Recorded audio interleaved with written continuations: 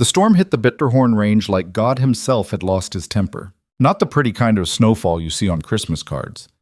This was the kind that turned the world into white noise, where you couldn't tell sky from ground, where breathing felt like swallowing glass. Wind howled through the pines with a sound that wasn't quite animal, but wasn't quite machine either. Something ancient and furious that had been ripping through these mountains long before humans were stupid enough to call them home. Rowan Voss didn't mind storms. He'd lived through worse. He stood at the frost-cracked window of his cabin, watching the world disappear under snow, and felt nothing much at all. That was the thing about isolation. It didn't make you crazy like people thought. It just made you quiet. Real quiet. The kind of quiet that settled into your bones until talking felt like a language you'd forgotten how to speak. The cabin wasn't much. One room, mostly. Rough-hewn logs chinked with moss and clay.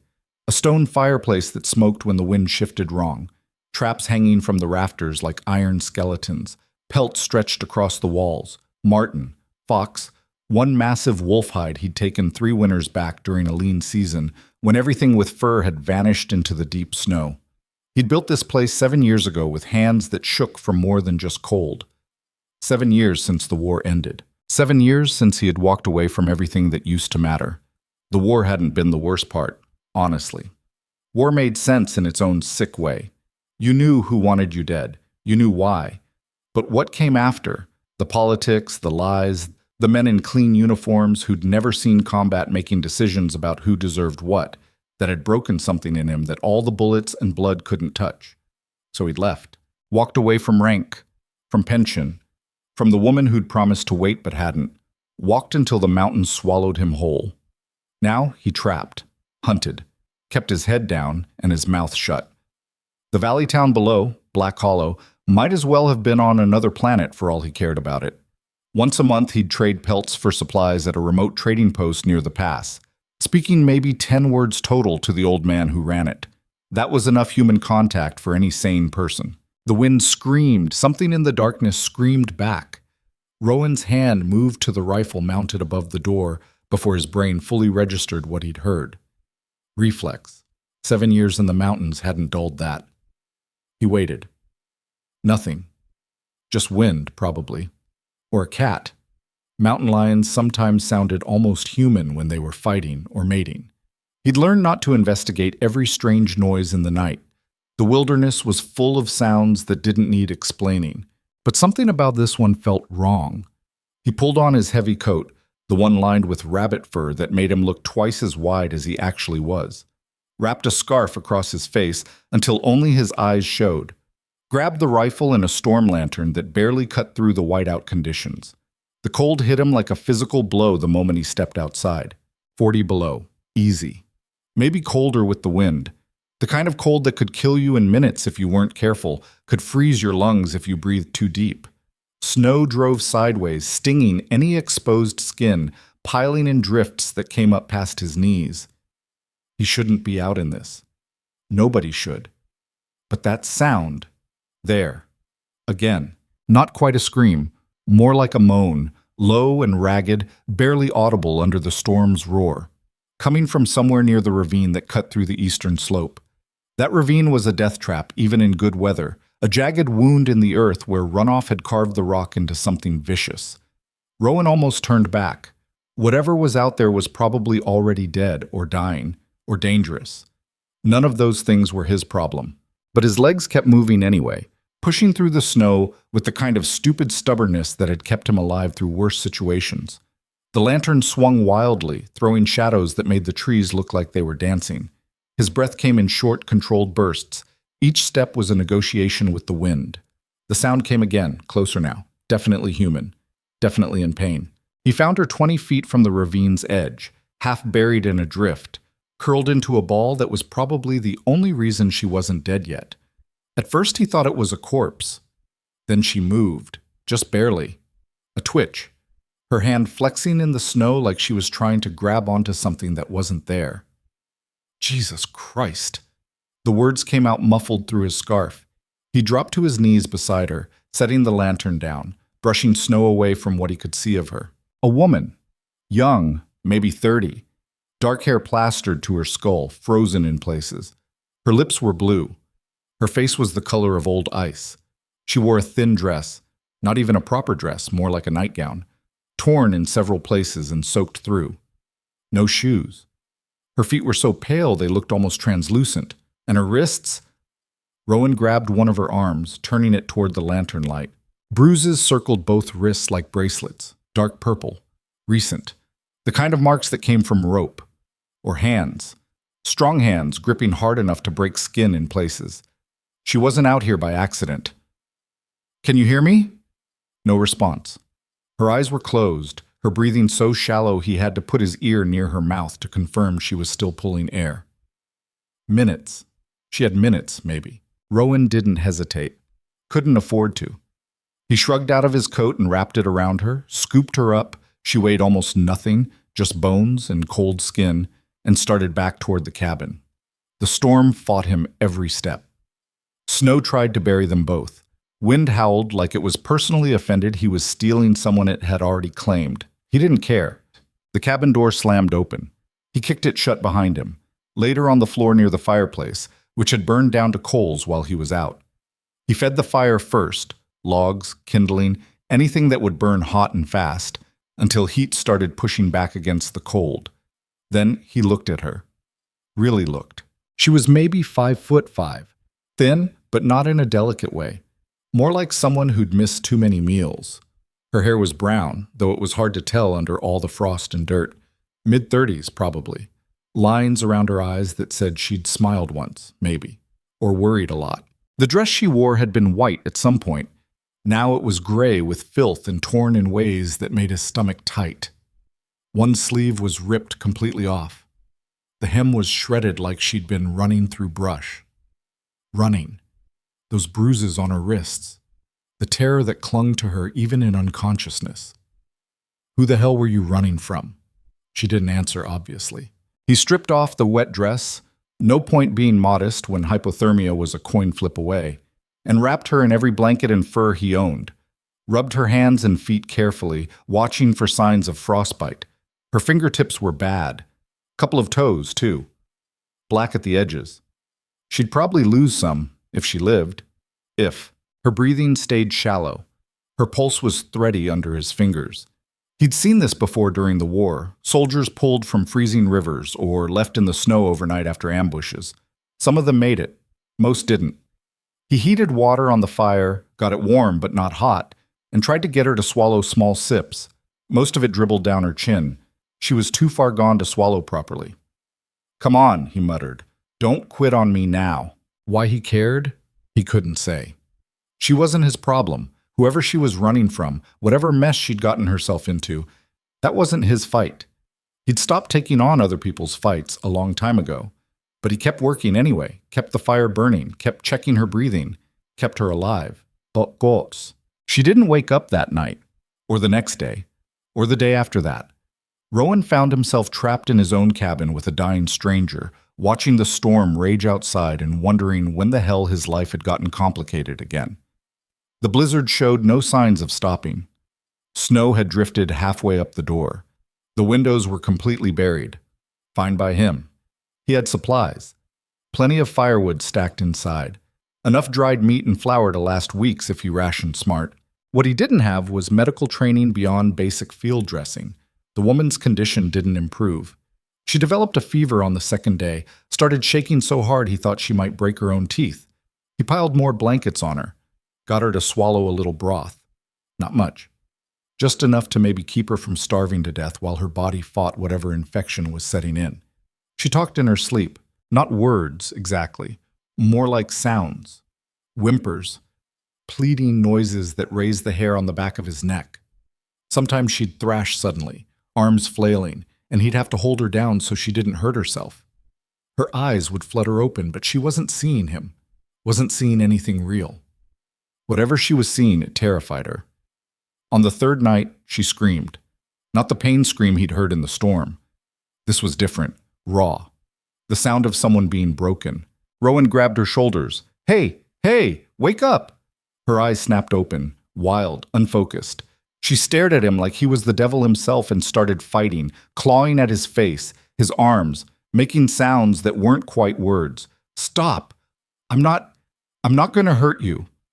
She didn't hear him, just kept fighting with the strength of pure panic. He'd seen this before too.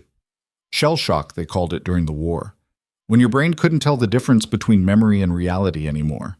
He let her go, backed off with his hands raised. Okay, I'm backing up, see? Not touching you. She scrambled backward until she hit the wall, dragging blankets with her, breathing in harsh gasps.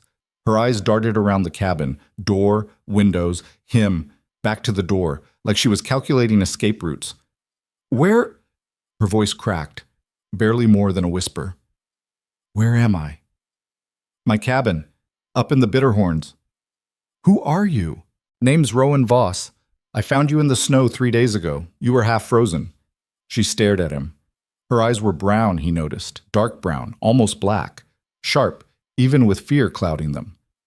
You should be in bed, he said. You're still sick. Where's my... She looked down at herself, realized she was wearing one of his old shirts and nothing else, and the fear in her eyes shifted into something harder. What did you... Nothing. He kept his voice level, calm, the way you'd talk to a spooked horse. Your dress was soaked. You would have died if I hadn't gotten you warm, that's it. She didn't look convinced. If I wanted to hurt you, he said slowly, I've had 3 days to do it while you were unconscious. Think about that. The logic seemed to penetrate. Her breathing slowed slightly, but she didn't move away from the wall. What's your name? He asked. Silence. You got a name? More silence. Then, Elena. Elena what?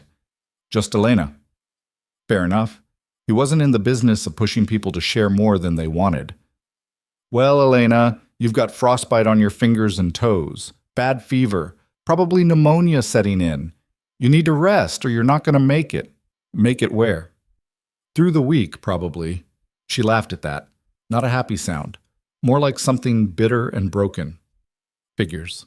You want to tell me why you were running around in a blizzard in your nightgown? Her expression shut down immediately. No. Someone chasing you? I said no. Those bruises on your wrist tell a different story. She looked down at her arms, seemed surprised to see the marks there, like she'd forgotten they existed. Her fingers moved to touch them almost unconsciously, then stopped. Not your business, she said flatly. You made it my business when I dragged you out of the snow. I didn't ask you to. Yeah, well, I'm a real son of a bitch that way. They stared at each other across the small cabin. The fire crackled between them, throwing shadows that made her face look hollow. Outside, wind screamed and snow piled higher against walls that suddenly felt too thin. There's food, Rowan said finally. Not much, but enough. Water. You can stay until the storm breaks and you're strong enough to travel. After that, you go your way and I go mine. Deal? Elena pulled the blanket tighter around herself. And if I don't want to leave? Then we'll have a problem. You'd throw me out? Lady, I don't know you. Don't know what you're running from or who might come looking. I've got no interest in getting involved in whatever mess you brought up this mountain. I didn't bring anything. Sure you didn't. Her jaw tightened. For a moment he thought she might argue. Instead, she just nodded once, sharp, and looked away. There's stew, he said, gentler this time. You should eat. Not hungry. Don't care, you need food. He ladled some of the thin venison stew into a wooden bowl and held it out. She didn't take it, just kept staring at the fire like it held answers she desperately needed. Elena, I don't want your charity. It's not charity. It's basic human decency, which apparently is in short supply wherever you came from. That got her attention. Her eyes snapped back to him, searching for mockery or pity or whatever she expected to find. He just looked tired, which he was. She took the bowl, ate slowly, like her stomach had forgotten how food worked. He watched her without being obvious about it, trying to put pieces together. The bruises weren't old. A week, maybe less. The condition of her hand suggested she'd been working. There were calluses, old scars. Not a lady of leisure. The way she moved, careful and guarded, said she'd been hurt before. More than once. And the way she'd panicked when she woke up, the terror in her eyes. That wasn't simple fear, that was trauma. He knew that look, had seen it in the mirror often enough. Where's Black Hollow from here? She asked suddenly. Rowan tensed. 15 miles down the valley. Why? Just wondering. You from there? I asked you not to ask questions. Yeah, well, you brought up the town. She set the bowl down, half finished. How often do you go down there? Once a month. Trade pelts for supplies. When's the next time? Couple weeks. Once the storm clears and the pass is safe. She nodded slowly, like she was calculating something. Do people know you? In town? Not really. Keep to myself. Good. Why is that good? Elena looked at him then. Really looked at him. Her eyes were different now, not afraid, not angry, just hollow, empty in a way that made him deeply uncomfortable. Because if I tell you what happened, she said quietly, you're going to want to go down there. And when you do, people are going to die. The words hung in the air between them like smoke. Rowan felt something cold settle in his chest. Not fear. Something older. Something he'd buried years ago when he walked away from the world. I don't get involved in other people's problems anymore, he said. Everyone says that. I mean it. Sure you do. She pulled the blankets back around herself and lay down facing the wall, clearly done with the conversation. Her breathing evened out after a few minutes, but he could tell she wasn't really sleeping, just pretending. Rowan sat by the fire for a long time after that, staring at nothing, trying not to think about bruises and torn nightgowns and the sound of a woman screaming in her sleep, trying not to wonder who down in Black Hollow had hurt her badly enough to send her running into a blizzard, trying not to care. Failing. The storm lasted another week. 7 days trapped in a one-room cabin with a stranger who barely spoke and flinched every time he moved too quickly. 7 days of watching her struggle with fever and nightmares. 7 days of forced proximity that slowly, painfully, began to strip away layers of silence. Not because either of them wanted to talk, just because there was nothing else to do. Elena started moving around the cabin on the 4th day, though she was weak enough that she had to lean on the wall for support. She refused his help, refused to show weakness, just gritted her teeth and forced herself to walk, even when it clearly hurt. Stubborn. He could respect that. You're going to tear open that frostbite, he warned, as she paced slowly near the fire. Don't care. Your toes are going to fall off. Then I'll walk on stumps. Jesus, woman. She shot him a look that could have frozen the fire itself. Don't call me that. What, woman? Like I'm just... She stopped, shook her head. Never mind. But he understood. The way she said it, the edge in her voice. Someone had called her that before, someone she hated. He didn't use it again. They fell into an uneasy routine. He'd check the traps near the cabin when the storm allowed, bringing back whatever he could. Mostly nothing, since animals had more sense than to be out in this weather. She'd maintain the fire, organizing his chaotic supply of firewood with an efficiency that surprised him. You worked in a kitchen, he said one evening, watching her stack logs in precise order. She paused. How'd you know? The way you organize things. Everything within reach. Everything in its place.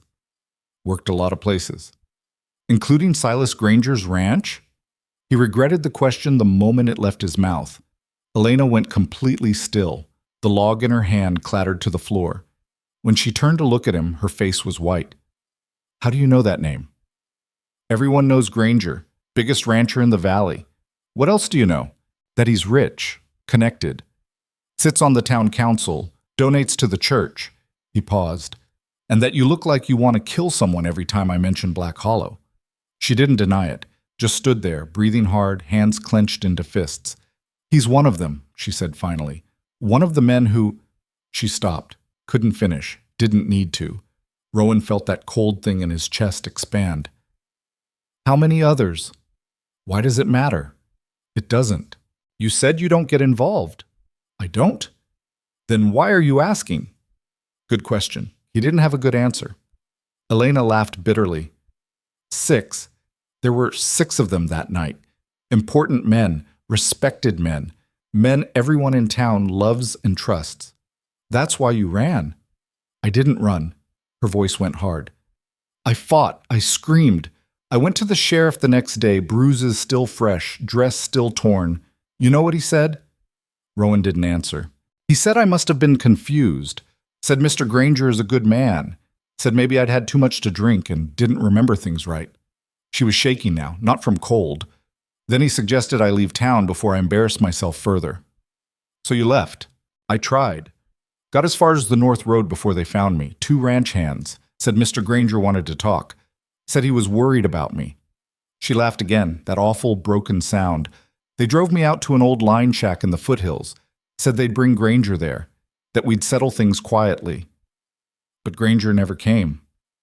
No, just the 2 of them, and a bottle of whiskey, and rope. She showed him her wrists again. The bruises had faded to yellow-green, but the marks were still visible. I got lucky, she continued. One of them passed out drunk. The other one got careless. I grabbed a fire poker and... She mimed swinging something hard. Then I ran. Didn't stop running until the storm hit, and I couldn't see anymore. You could have died out there. I was going to die anyway.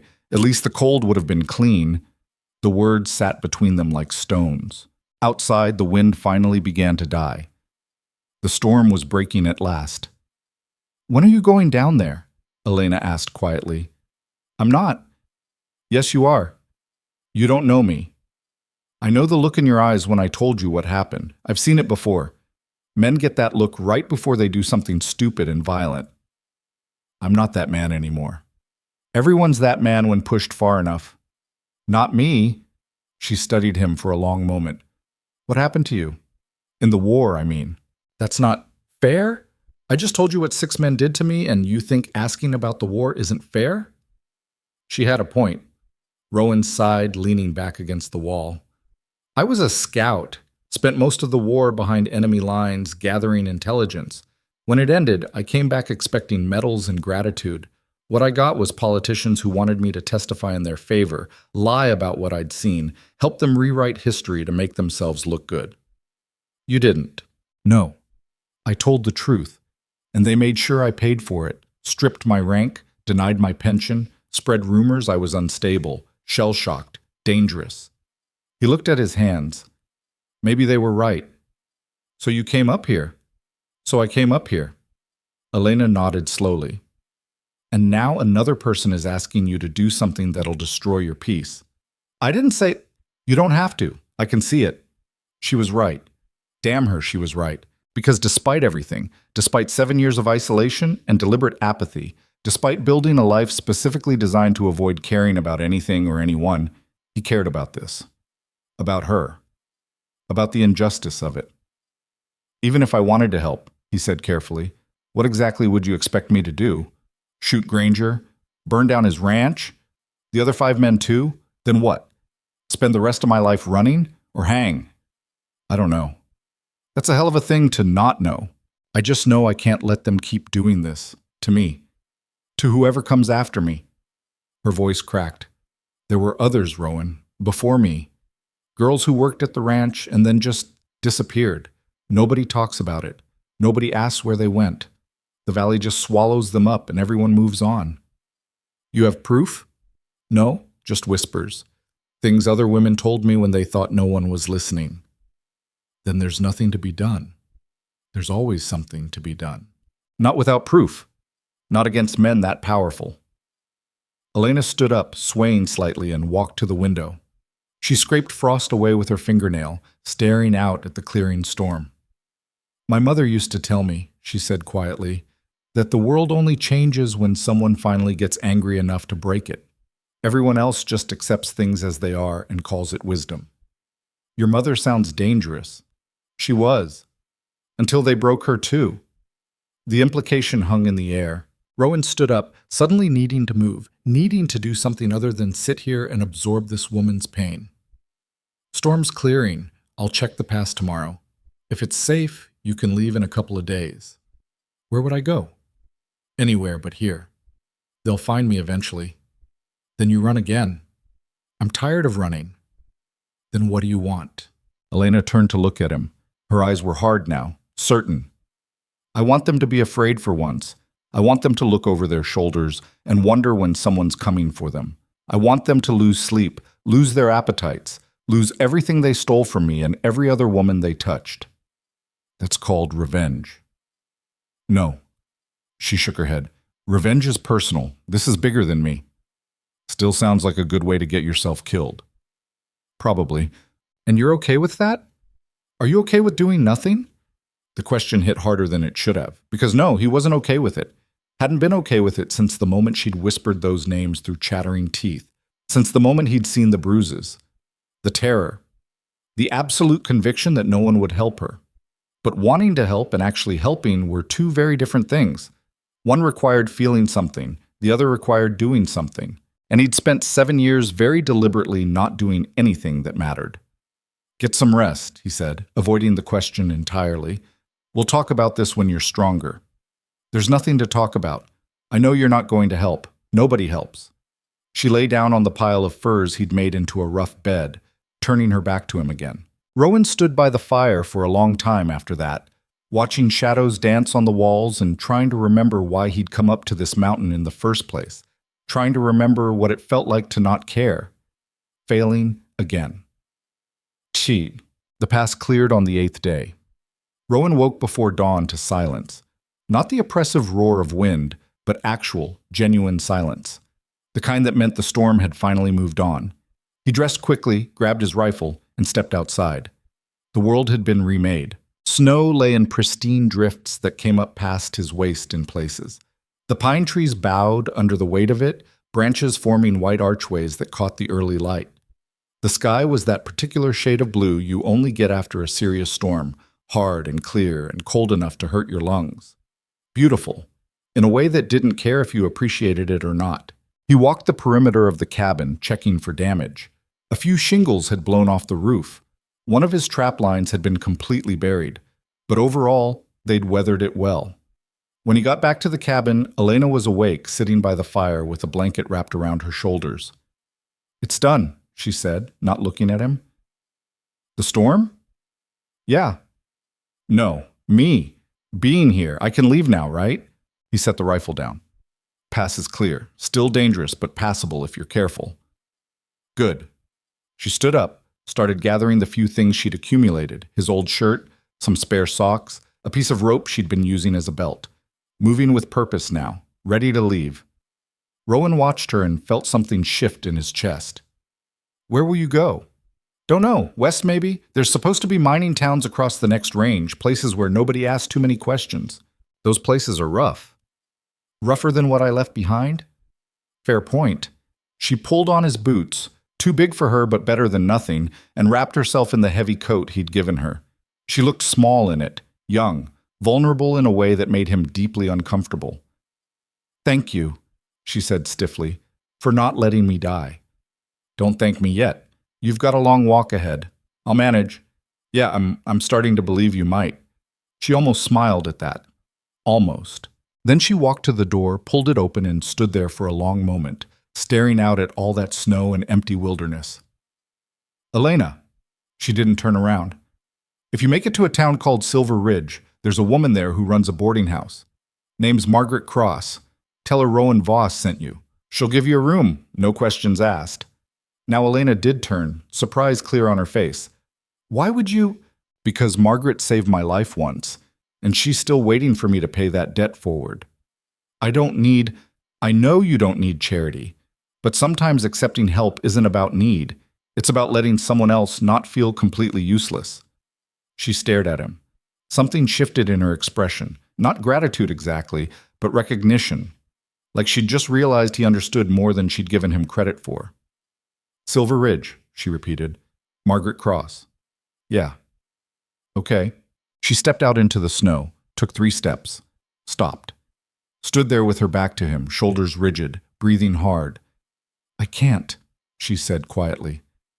"Can't what?" "Leave. Run. Start over somewhere else and pretend like nothing happened." She turned around. "I can't do it, Rowan. I've tried. All week I've been lying to myself, telling myself I'd walk away and never look back. But I can't." "Elena, they'll do it again, to someone else. Maybe they already are, and I'll spend the rest of my life wondering if I could have stopped it. You can't stop men like that alone." "I know."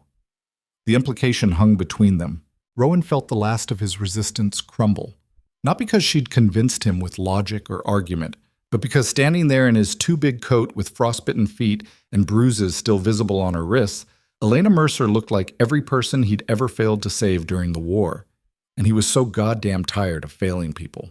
If we do this, he said slowly, we do it smart. No revenge fantasies, no suicide runs. We gather proof, real proof, enough to bury them in a way they can't escape. Hope flared in her eyes, dangerous hope. You'll help? I'll think about it. That's not... It's all I'm offering right now. She studied him, then nodded. Okay, you think about it. She walked back inside, shedding the coat, sitting back down by the fire like nothing had happened. Like she hadn't just asked him to destroy his entire carefully constructed isolation. Rowan stood in the doorway, cold air pouring in around him, and wondered when exactly he'd lost his mind. Somewhere in the valley below, Silas Granger was probably sitting down to breakfast, being called Sir by people who worked for him, shaking hands and making deals and living the life of a man who'd never faced consequences. And something old and violent stirred in Rowan's chest, not quite purpose yet, but close. 3 days later, Rowan stood at the edge of the tree line above Black Hollow and tried to remember the last time he'd cared enough about anything to feel this kind of anger. The town spread out below him like something from a painting. Neat rows of buildings with snow-covered roofs, smoke rising from chimneys and thin gray columns. The church steeple catching morning light. From up here, it looked peaceful, safe. The kind of place people dreamed about when they talked about settling down and raising families. Elena stood beside him, silent, staring down at the valley with an expression he couldn't quite read. That's the Granger Ranch, she said finally, pointing to a sprawling collection of buildings on the eastern edge of town. Barn, main house, several outbuildings. Corrals that even from this distance looked well maintained. 300 head of cattle, 20 workers, most profitable operation in the valley. Where did it happen? The main house. His study. They thought I'd be flattered. Her voice went flat. Being invited to the big house for drinks with important men. Rowan said nothing, just watched the smoke rise and tried to push down the thing growing in his chest. They'd spent the last 3 days planning. Not revenge. Elena had been right about that distinction, though Rowan still wasn't entirely sure he understood it. But something. Some way to make Granger and his friends face consequences without getting themselves killed in the process. The problem was evidence. You said the sheriff already dismissed your complaint, Rowan said. What about the territorial marshal, someone outside the valley? Granger's brother-in-law is a territorial judge. His cousin works in the marshal's office in Helena. His friends include the land commissioner, the tax assessor, and half the bank owners between here and Butte. She laughed bitterly. These men didn't get powerful by accident. They built a system that protects them. Every system has cracks. Not this one. There's always cracks. You just have to know where to look. Elena turned to him. You sound like you've done this before. Intelligence work during the war. Same principle. Find the weak point. Exploit it. This isn't war, isn't it? She didn't have an answer for that. They made their way down the mountain as the sun climbed higher, moving carefully through the snow. Rowan had left his trapping gear behind, bringing only his rifle and a pack with basic supplies. Elena walked beside him without complaint, though he could tell her feet still hurt. The frostbite damage was healing, but she'd be feeling it for months. We need to be smart about this, he said, as they approached the outskirts of town. If we go in asking questions, people will talk. Granger will hear about it within hours. So what do you suggest? I don't know yet. Great plan. You got a better one? Elena was quiet for a moment, then, the ranch hands, the ones who took me to the line shack. What about them? One was named Tommy Kendrick, young, maybe 19, got drunk fast and passed out before... She stopped. Before things got worse. He felt guilty after, I could tell, kept apologizing while the other one was tying me up. Guilty men sometimes talk. Sometimes they just stay guilty and keep their mouths shut. Only one way to find out. They split up at the edge of town. Too risky walking in together. A mountain hermit suddenly showing up with a woman everyone thought had run off would raise questions they couldn't afford. Elena pulled her hood low and headed toward the back streets where the workers lived. Rowan waited an hour, then walked into Black Hollow like he'd done it 100 times before. The town was busier than he remembered from his few supply runs. Men hauling lumber, Women carrying baskets of laundry, kids throwing snowballs in the street. Everyone moving with purpose, like they belonged exactly where they were. He headed for the trading post first. The old man behind the counter, Daniels, his name was, looked up when the bell chimed. Voss, didn't expect to see you until next month. Storm destroyed part of my roof. Need supplies to fix it. A lie, but a plausible one. Daniels nodded and started pulling together what Rowan asked for. Nails, tar paper, rope. While he worked, Rowan let his eyes wander over the store. Notices tacked to the wall, wanted posters, a community board with advertisements for church socials and cattle auctions, and there, near the back, a small notice. Missing, Elena Mercer. Last seen January 12th. If found, contact Sheriff Morrison or Silas Granger. Shame about that girl, Daniels said, following Rowan's gaze. What girl? Elena Mercer, used to work up at the Granger place. Ran off couple weeks back. Sheriff figures she headed west, but with that storm, he shook his head. Probably froze to death out there. Why'd she run? Daniels gave him a look. You asking out of curiosity or something else? Rowan kept his face neutral. Just making conversation. Well, folks say she got confused about some things, made accusations she couldn't back up. Mr. Granger tried to help her, offered to pay for a doctor, but she wouldn't hear it, took off instead. Accusations about what? Don't know, don't want to know. Daniels wrapped the supplies in brown paper. My advice? Don't go asking around about it. People in Black Hollow mind their own business. We all get along better that way. The message was clear. Rowan paid for his supplies and left. Outside, he stood on the wooden sidewalk and watched the town move around him. Everyone looked normal. Happy, even. Nobody looked like they were living in a place built on fear and silence. But Elena had said others disappeared before her. Girls who worked at the ranch. Women nobody talked about. He started walking, not with any particular destination, just moving, observing. The saloon was quiet this early. The restaurant had a few customers. The sheriff's office sat near the center of town, a sturdy brick building with barred windows. Sheriff Morrison. Elena had gone to him first. He'd turned her away. Rowan wondered what that kind of betrayal cost, what it did to someone to ask for help and be told they were confused, mistaken, lying. You lost, friend? The voice came from behind him. Rowan turned slowly. A man stood there, mid-50s, wearing a deputy's badge. Stocky build, face that might have been friendly once, but had hardened into something suspicious over the years. Just passing through, Rowan said. Passing through from where? Up in the Bitterhorns. Needed supplies. You live up there? Trap mostly. The deputy studied him. Don't recall seeing you around before. Don't come down much. That storm must have been rough up in the high country. It was. See anything unusual? Anyone wandering around who shouldn't be? The question wasn't casual. Rowan could feel the weight behind it. Like who? We're looking for someone. Missing girl. Might have headed up into the mountains before the storm hit. Haven't seen anyone. You sure about that? Pretty sure I'd notice another person in 100 square miles of wilderness.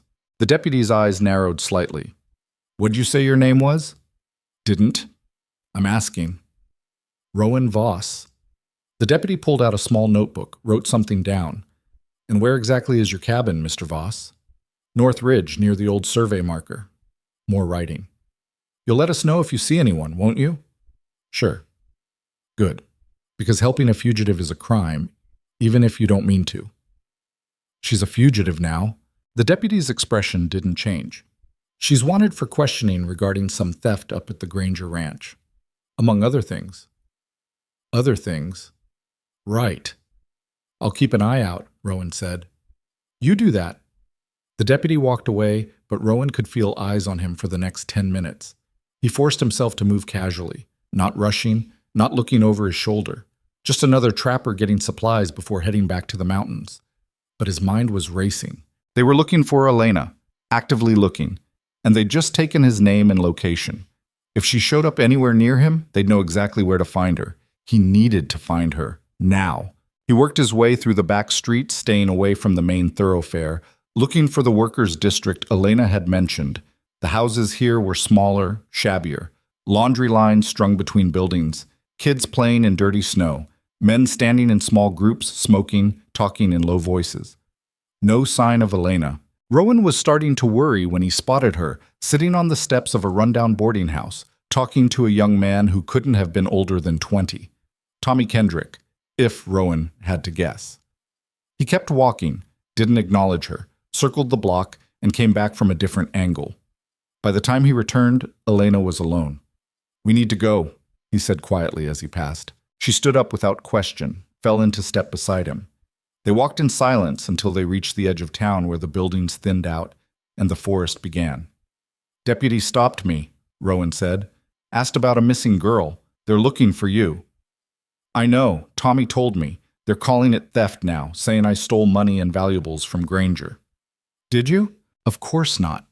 But it doesn't matter. They're building a story, making me the villain, so if I ever do come forward, nobody will believe anything I say." Rowan cursed under his breath. "Smart. Evil. Yeah, that too." They moved deeper into the trees, putting distance between themselves and anyone who might be watching. When they were far enough away, Elena stopped and leaned against a pine tree, breathing hard. "Tommy talked," she said. "Not much, but enough." "What'd he say?" "He's scared. The other ranch hand, the one who didn't pass out, his name is Cutter Davies.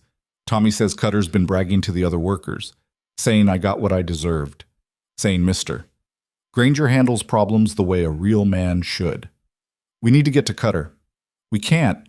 He left town 3 days ago. Granger sent him to Silver Ridge on business." "Convenient timing." "Very." Elena pushed off from the tree. "But Tommy said something else, something about the line shack." "What about it?" "He said I wasn't the first girl they took there." The words hung in the cold air. Rowan felt his hands curl into fists. "How many others?" He didn't know, or wouldn't say, but he mentioned a name, Sarah Pritchard. She worked at the ranch 2 years ago, disappeared one night. Everyone assumed she ran off with a drifter. But she didn't. Tommy saw her dress, hidden in the line shack, torn and bloody. Where is it now? Gone. Cutter burned it. And this kid just watched it happen? He was 16, working his first job, terrified of losing it. Elena's voice was bitter. So he kept his mouth shut and told himself it wasn't his problem. Rowan started walking again, faster now. "The line shack. We need to check it. It's 10 miles from here. Then we better start moving." They hiked in silence, following deer trails and logging roads that kept them away from the main paths. The sun climbed higher, turning the snow into something bright and blinding. Rowan's eyes watered, his legs ached, but he didn't slow down. Elena kept pace despite everything. She didn't complain, didn't ask to rest, just kept moving with the same stubborn determination he was beginning to recognize as her default setting. The line shack sat in a small clearing surrounded by aspens. Small structure, maybe 15 feet square. Rough logs. Sagging roof. Nobody had used it recently. The snow around it was undisturbed except for animal tracks. Rowan approached carefully anyway, rifle ready, checking the windows before pushing open the door. Inside was exactly what he expected. Single room. Fireplace with old ashes. Rough bunk against one wall. Table and 2 chairs. Nothing remarkable. Nothing that screamed violence had happened here. But Elena stood in the doorway and went completely still. "This is it," she whispered. "You're sure?" She pointed to a corner. "That's where I grabbed the poker. And there," she moved to the bunk. "This is where Cutter tried to—" She stopped. Couldn't finish. Rowan started searching, slowly, methodically, looking for anything that might serve as evidence. Blood, fabric, something, nothing. The place had been cleaned, recently, from the look of it. Someone had scrubbed the floors, burned anything that might have been left behind, even replaced the blankets on the bunk. "They knew," Elena said. "Someone warned them you might come looking. Or they're just being thorough." Same thing. Rowan checked the fireplace. Ashes, but nothing identifiable. He checked under the bunk, behind the woodpile, even pulled up a few floorboards. Nothing. "There's got to be something," Elena said, desperation creeping into her voice. "There has to be." "Hey." Look at me. She did, eyes bright with frustrated tears. We knew this was a long shot, Rowan said. They've had weeks to cover their tracks. But people make mistakes. They always do. We just have to find it. What if there isn't a mistake? What if they really are untouchable? Nobody's untouchable. You don't know these men. I know men like these men. I've seen them before, and they all share the same weakness. What's that? Arrogance. They think they're too smart to get caught, too powerful to face consequences. That kind of thinking makes you sloppy. Elena wiped at her eyes angrily. So what now? Now we talk to more people. Carefully. Find out who else knows things they're not saying. Everyone in Black Hollow knows things they're not saying. Then we find the one person who's tired of keeping secrets. They left the line shack and started back toward town, taking a different route this time. Rowan wanted to scout the Granger Ranch from a distance, get a feel for the layout, see how many workers were around. But as they crested a ridge overlooking the valley, Elena grabbed his arm. Wait! Below them, a group of riders was moving along the main road. 6 men, well armed, moving with purpose. That's Granger, Elena said, pointing to a man in a heavy coat riding a gray horse. And that's Sheriff Morrison beside him. They watched the group ride toward the workers' district, toward the same boarding house where Elena had talked to Tommy. No, Elena breathed. The riders stopped outside the building.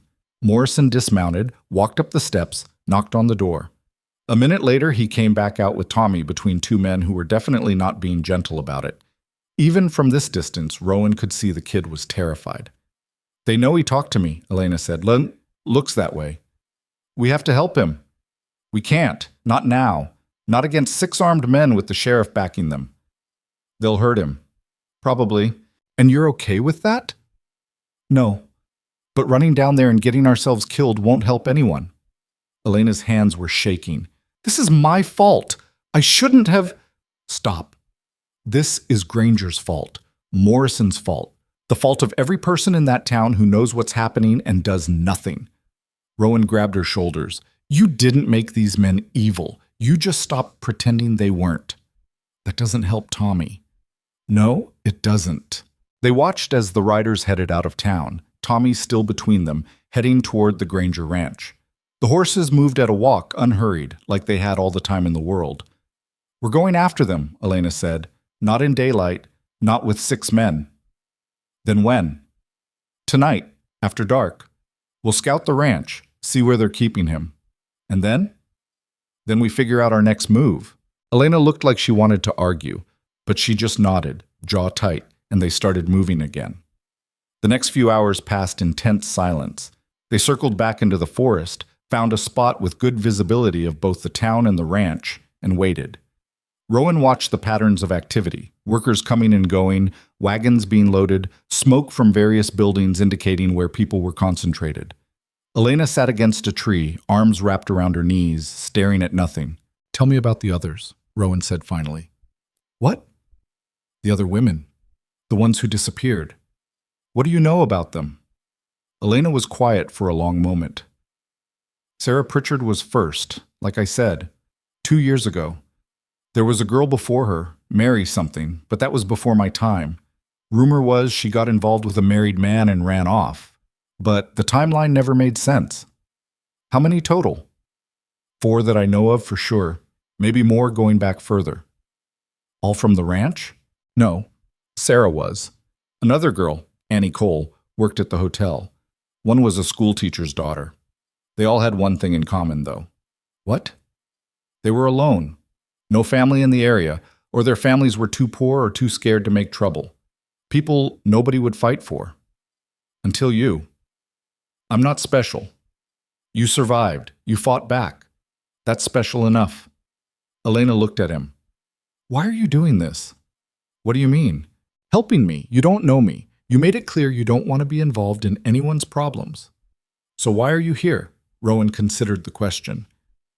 Because I spent 7 years not being involved, not caring, telling myself it was better that way, safer. He paused. Turns out that's just another kind of cowardice. Isolation isn't cowardice. It is when you choose it because the world's too hard to deal with. That's not I left people behind during the war, he said suddenly. The words came out harder than he intended. Not just soldiers, civilians, families who helped us, who trusted us. When the army pulled out of certain territories, we left those people to face the consequences alone. I knew it was wrong, knew some of them would be killed for helping us. But I followed orders anyway because that was easier than standing up and saying no. Elena said nothing, just listened. When the war ended, Rowan continued, I told myself I was done. Done with fighting for causes. Done with trying to fix broken systems. I came up to these mountains and pretended like none of it mattered anymore. He looked at her. But seeing you in that snow, seeing those bruises, it mattered. And I'm tired of pretending it doesn't. We might both die doing this. Probably. And you're okay with that? He almost smiled. You asked me the same question 3 days ago. You didn't answer it then either. Because I don't know. But I know doing nothing feels worse. The sun started to set, painting the snow in shades of orange and pink. Beautiful and cold and indifferent.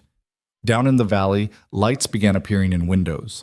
Smoke rose from chimneys, Black Hollow settling in for another peaceful night. Except nothing about this place was peaceful. As darkness fell completely, Rowan and Elena moved down the ridge toward the Granger Ranch. They approached from the north, staying in the trees, moving slowly. Rowan had done this kind of reconnaissance 100 times during the war. The skills came back easily, watching for sentries, avoiding open spaces, using terrain for cover. The main house was lit up, windows glowing warm. Several of the outbuildings were dark. The barn showed signs of activity, lanterns moving inside, voices carrying in the cold air. They got close enough to hear conversation, ranch hands talking about horses, about the storm damage, about normal things. Nothing about Tommy. Nothing that sounded wrong. But then a door opened in one of the smaller outbuildings. A storage shed, maybe. And a man came out. Cutter Davies. Even in the dim light, Rowan recognized him from Elena's description. Tall, broad, moving with the confidence of someone who knew he was protected. He walked toward the main house, knocked once, and went inside. That's where they're keeping him, Elena whispered. That shed. You don't know that? Yes, I do. Why else would Cutter be there? She had a point. They watched for another hour. No one else went near the shed. Eventually, the lights in the main house dimmed. The ranch settled into quiet. Even the barn went dark. We should move, Elena said. Not yet. Give it another hour. Let everyone fall asleep. Tommy doesn't have another hour. If we rush in and get caught, he's dead anyway, and so are we. Elena clearly didn't like it, but she stayed put. Finally, near midnight, Rowan judged it safe enough. They crept closer, moving between buildings, staying in the shadows. The shed had no windows, just a heavy door with a new padlock. Can you pick it? Elena asked. No. Then what? Rowan examined the hinges. Old, rusty. He pulled out a knife and started working at the pins, prying gently. The metal was corroded enough that it gave without too much resistance. The first hinge came free, then the second. He carefully lifted the door off its frame and set it aside. Inside, Tommy Kendrick sat slumped against the wall, hands tied behind him, blood on his face. But alive, conscious. His eyes went wide when he saw them. Elena rushed forward. Tommy, can you walk? He nodded, wincing. Rowan cut the ropes and helped him stand. The kid was shaking, from cold or fear or both. They know I talked to you, Tommy whispered. They know everything. Cutter told them. How much did you tell Cutter? Nothing. I swear. He just knew. Said he could tell by looking at me. Where is he now? Main house. He and Mr. Granger were talking about what to do with me. And what'd they decide? Tommy's face went pale. They said accidents happen, especially to stupid kids who don't know when to keep their mouths shut. Elena gripped his arm. You're coming with us. I can't. My family will understand. You don't know that. My pa works for Granger, too. If I run, he'll lose his job. Maybe worse. If you stay, you're dead. Tommy looked between them, terror and guilt warring in his eyes. I shouldn't have said anything. I should have just kept quiet like everyone else. But you didn't, Rowan said. And now you've got a choice. Come with us, and maybe survive. Or stay here and definitely don't. The kid made his decision. They slipped back out into the night, moving quickly now, no longer concerned with stealth. They had maybe hours before someone checked the shed, maybe less. They made it to the tree line without incident, started climbing back into the high country. Tommy struggled. He wasn't dressed for it, and he'd been beaten worse than Rowan had initially realized. But the kid kept moving, kept putting one foot in front of the other. Dawn was breaking when they finally stopped to rest. They were miles from the ranch now, high enough that the valley looked small again. Safe again, though Rowan knew that was an illusion. Tommy sat down hard, breathing like he'd run a marathon. "What do I do now?" "You stay alive," Elena said. "That's all that matters." "They'll come looking for me." "Let them look." "You don't understand. Granger owns half the territory. He has friends everywhere. I can't hide from him forever." "You won't have to," Rowan said, "because we're going to bring him down." Tommy laughed bitterly. "You can't. Nobody can. Too many people protect him. Too many people benefit from keeping him happy. Everyone has a breaking point. Not this town. We'll see." They rested for an hour, then pushed on toward Rowan's cabin. It took most of the day. By the time they arrived, all three were exhausted. Tommy collapsed on the floor near the fire and was asleep within minutes. Elena sat down beside Rowan, staring into the flames. "We just made everything worse," she said quietly. "No, we just made it visible." "What's the difference?" "The difference is now they're scared. They have to wonder what else we know. Who else might talk? They're not in control anymore. They still have all the power. Power and control aren't the same thing." Elena looked at him. "You really believe we can win this?" "I believe we can make them wish they'd never touched you, or Sarah, or any of the others." He paused. "Whether that counts as winning, I don't know, but it's better than silence." Outside, night fell again. Somewhere in the valley below, men were probably organizing search parties, making plans, shoring up their defenses. But up here in the mountains, three people who weren't supposed to matter were still breathing, still fighting, and that was something. Tommy woke up screaming that first night, not loud, more like a strangled gasp that pulled him out of sleep and left him sitting bolt upright, chest heaving, eyes wild in the firelight. Elena was beside him before Rowan could move, hand on his shoulder, murmuring something too quiet to hear. The kid was 19 but looked about 12 right then. "Sorry," Tommy whispered after a minute. "I'm sorry, I just—" "Don't apologize," Elena said. "Not for that." Rowan watched from across the cabin, rifle across his lap, and wondered how many more people were going to get hurt before this was over. The smart thing would be to send Tommy west, tell him to disappear into the mining territories where nobody knew his name. Get him clear of this mess before Granger's reach extended far enough to finish what they'd started. But the kid wouldn't go. Rowan could see it in his eyes. Guilt had hooks in him now, and those hooks went deep. "Tell me about the others," Rowan said quietly. "The other ranch hands. Who else knows what Granger's been doing?" Tommy pulled the blanket tighter around his shoulders. "Most of them know something's wrong, but knowing and talking about it are different things. Someone has to be willing to talk. Why would they? Jobs are hard to find. Granger pays well, and anyone who causes trouble just disappears. Like the girls." Tommy flinched. "Yeah, like them." Elena moved back to her spot near the fire. Her face was harder now, sharper.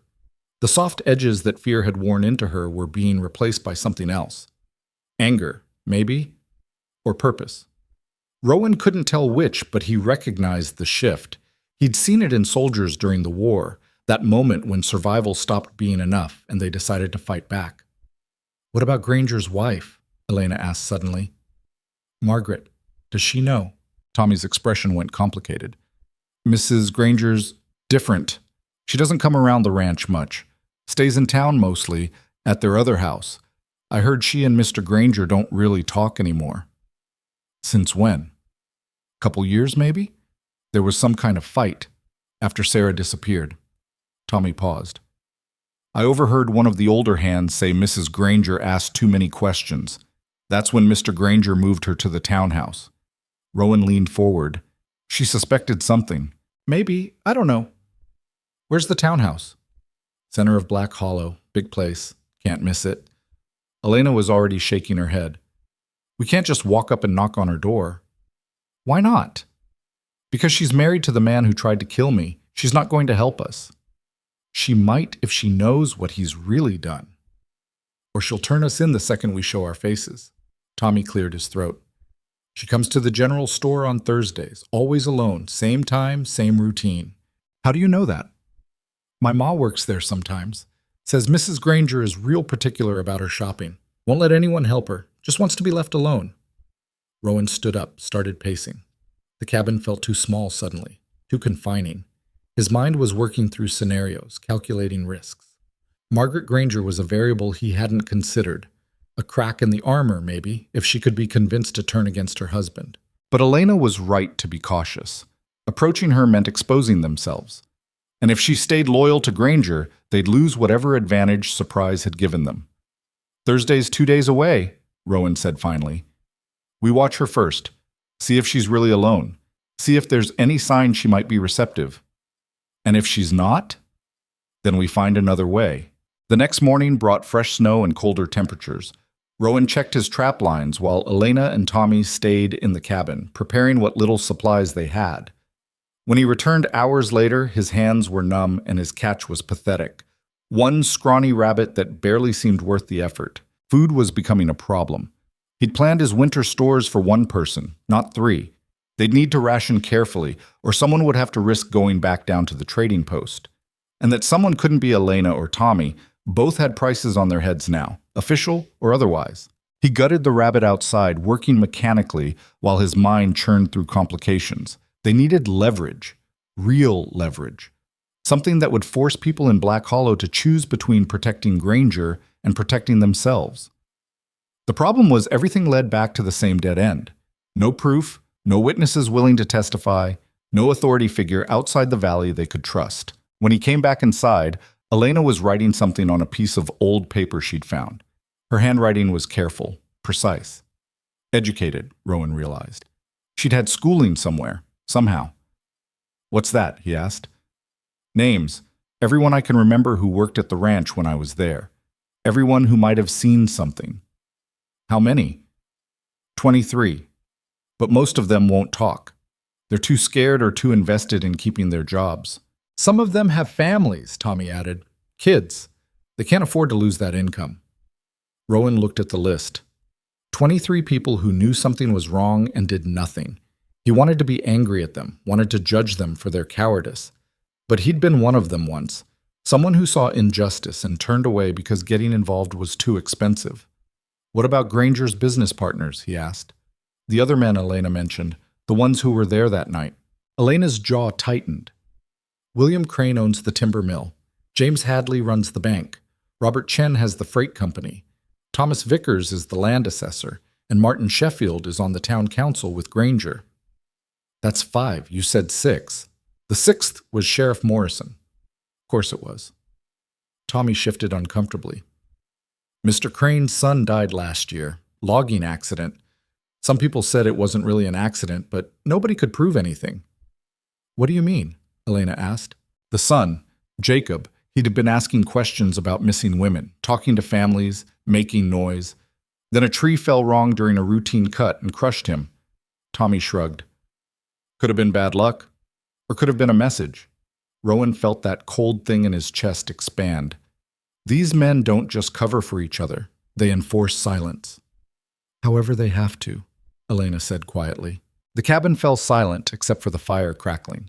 Outside, wind picked up, rattling the shutters. Rowan thought about Jacob Crane asking questions and dying for it. About Sarah Pritchard's dress hidden and burned. About Tommy getting beaten for talking to Elena. The system wasn't just corrupt. It was self-protecting, self-perpetuating. And it would keep grinding up anyone who challenged it until someone found a way to break it from the inside. William Crane, Rowan said suddenly. He lost his son. That kind of grief, it changes people, makes them reckless. Or it makes them shut down completely. Only one way to find out. Elena looked at him. You want to approach him? I want to see if he's angry enough to talk. If his son really was killed for asking questions, Crane might be the one person in this valley who wants revenge as much as we do. And if he's not, if he turns us in, then we'll know we can't trust anyone. Thursday came too fast and too slow at the same time. They spent the intervening days preparing, gathering what information they could from Tommy, planning routes through town that would minimize exposure, discussing contingencies if things went wrong, which they probably would. Rowan went down alone first, early morning before most people were awake. He needed to scout locations, check if the search for Elena and Tommy had intensified. The town looked the same as before, peaceful, orderly, going about its business like nothing was wrong. But there were more men wearing deputy badges than he remembered. And twice he spotted riders heading up into the foothills, clearly searching. They were being hunted, actively. He made his way to the general store and waited across the street, pretending to examine saddle gear in a shop window. Right on schedule, a carriage pulled up and Margaret Granger stepped out. She was younger than he expected, mid-30s maybe, dressed well but not ostentatiously, brown hair pulled back severely. Face that might have been pretty once, but had settled into something harder. She moved with purpose, dismissed her driver, and went inside alone. Rowan gave her 5 minutes, then followed. The store was busy enough that one more customer didn't draw attention. He browsed slowly, keeping Margaret in his peripheral vision. She moved through the aisles methodically, selecting items with care, speaking to no one. When she reached for a bag of flour on a high shelf, Rowan moved closer. "Let me help you with that, ma'am." She turned surprised. "That's not necessary." But he'd already grabbed it, set it in her basket. Up close, he could see the lines around her eyes, the tightness in her jaw. She looked like someone carrying weight she couldn't put down. "You're not from around here," she said. Not quite a question. "Passing through? In winter? Most people have more sense." "I've been accused of lacking sense before." Almost smiled at that. Almost. Then her expression shuddered again. "Thank you for the help." She started to move away. Rowan took the gamble.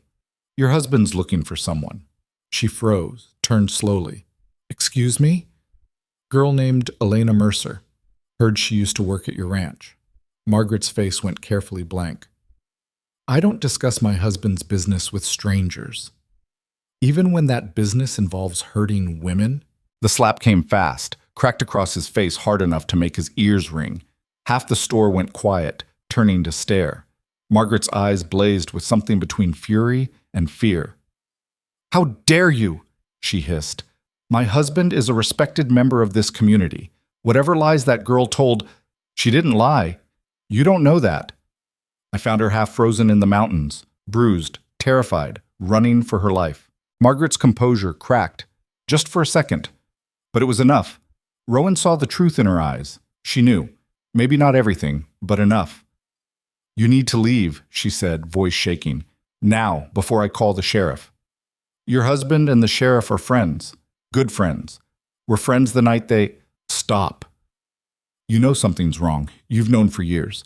That's why you don't live at the ranch anymore, isn't it? That's why you avoid your own husband. Get away from me." But she wasn't calling for help. Wasn't making a scene. Just standing there, trembling, looking like someone caught between what she knew and what she could admit knowing. "If you want to talk," Rowan said quietly, "I'll be at the old sawmill on the north edge of town. Tomorrow at dawn. Come alone or don't come at all." He walked out before she could respond, before anyone could stop him, before his gamble could turn into disaster. His heart was hammering. That could have gone a dozen different ways, most of them bad. But he'd seen her face. She knew. Back at the cabin, Elena was furious. "You did what?" "I talked to her." "You confronted Granger's wife in the middle of town where anyone could have seen you? Are you insane?" "Possibly." "This isn't funny, Rowan. If she tells him, she won't." "You don't know that." I saw her eyes. She's terrified of him. Whatever he's done, she knows enough to be afraid. Elena paced angrily. "That doesn't mean she'll help us. Fear makes people unpredictable. Fear also makes people desperate, and desperate people talk. Or they run, or they turn on you to protect themselves." Tommy sat quietly in the corner, watching them argue. "What if she does come?" he asked. "Tomorrow at the sawmill. What if she actually shows up?" "Then we have our first ally," Rowan said. "Or our first betrayal," Elena countered. Rowan didn't have a good answer for that, so he did what he always did when words failed. He checked his weapons, organized supplies, prepared for the worst while hoping for something better. That night, another storm rolled in. Not as vicious as the first one, but steady. Heavy snow that muffled sound and reduced visibility to nothing. Good for hiding, bad for almost everything else. None of them slept well. When dawn came, gray and uncertain, Rowan dressed in his warmest gear and prepared to leave. Elena grabbed his arm before he could reach the door. If this goes wrong, it won't. But if it does, don't try to fight your way out. Just run. Get back here. Elena, promise me. He looked at her standing there with Tommy behind her, both of them watching him with expressions he couldn't quite read. Trust, maybe. Or fear that he was about to get them all killed. I promise, he lied. The sawmill was abandoned, had been for years, according to Tommy. Some kind of dispute over ownership had shut it down, and nobody had bothered to reopen it. The building was half collapsed, equipment rusted, but it provided cover and multiple escape routes if needed. Rowan arrived early, positioned himself where he could watch the approaches without being seen. Snow fell steadily. His breath came in white clouds. His fingers grew numb despite his gloves. He waited. An hour past dawn, he was starting to think she wouldn't come. That Elena had been right. Confronting Margaret Granger had been a stupid risk that bought them nothing but exposure. Then he saw movement through the snow. A figure on foot, wrapped in a heavy cloak, moving carefully through the drifts. Alone.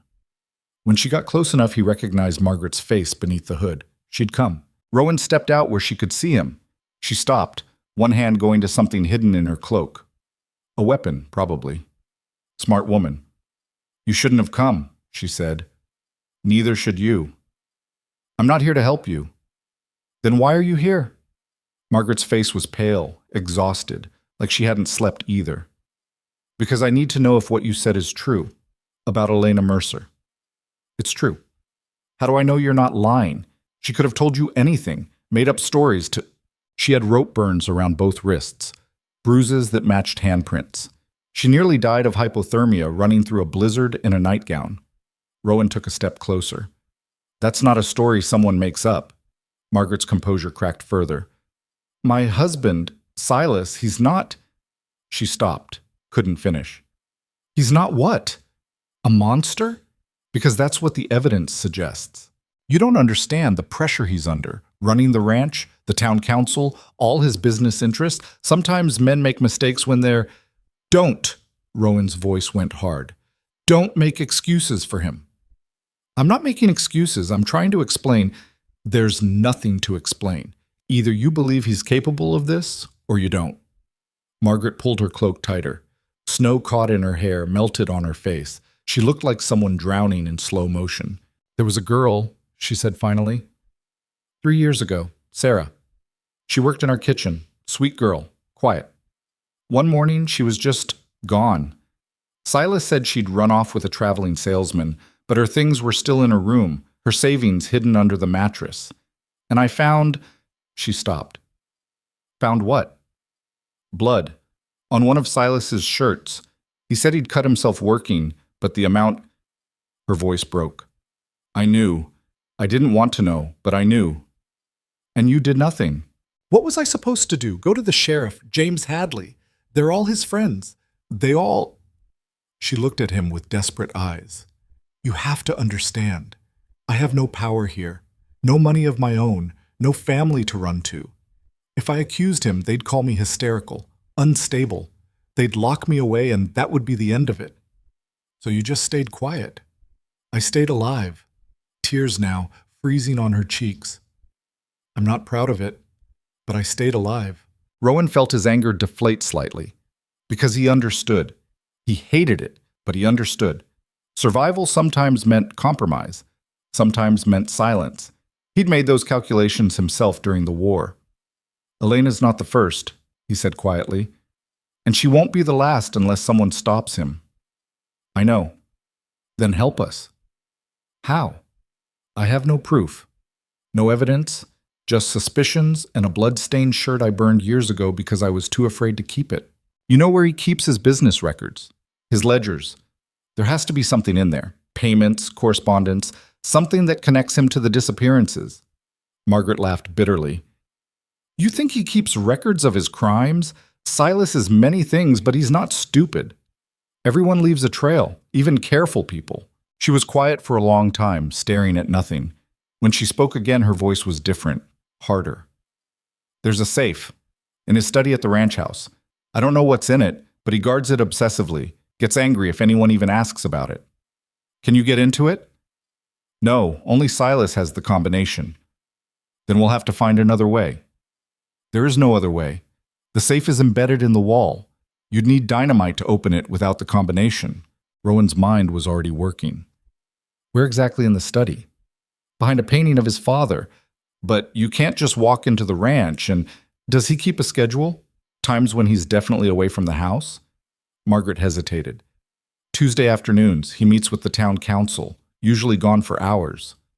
That's 5 days from now. You're planning to break into his house. I'm planning to find proof. You'll be killed. Maybe. But doing nothing guarantees more women die. I'll take my chances. Margaret studied him. You're either very brave or very stupid. I've been accused of both. She almost smiled again. Then her expression shifted. If you find something, real proof, what will you do with it? Bring it to someone who'll listen. Someone outside Granger's influence. There's no one outside his influence. Not in this territory. Then I'll take it farther. To the territorial capital. The federal marshal. Someone.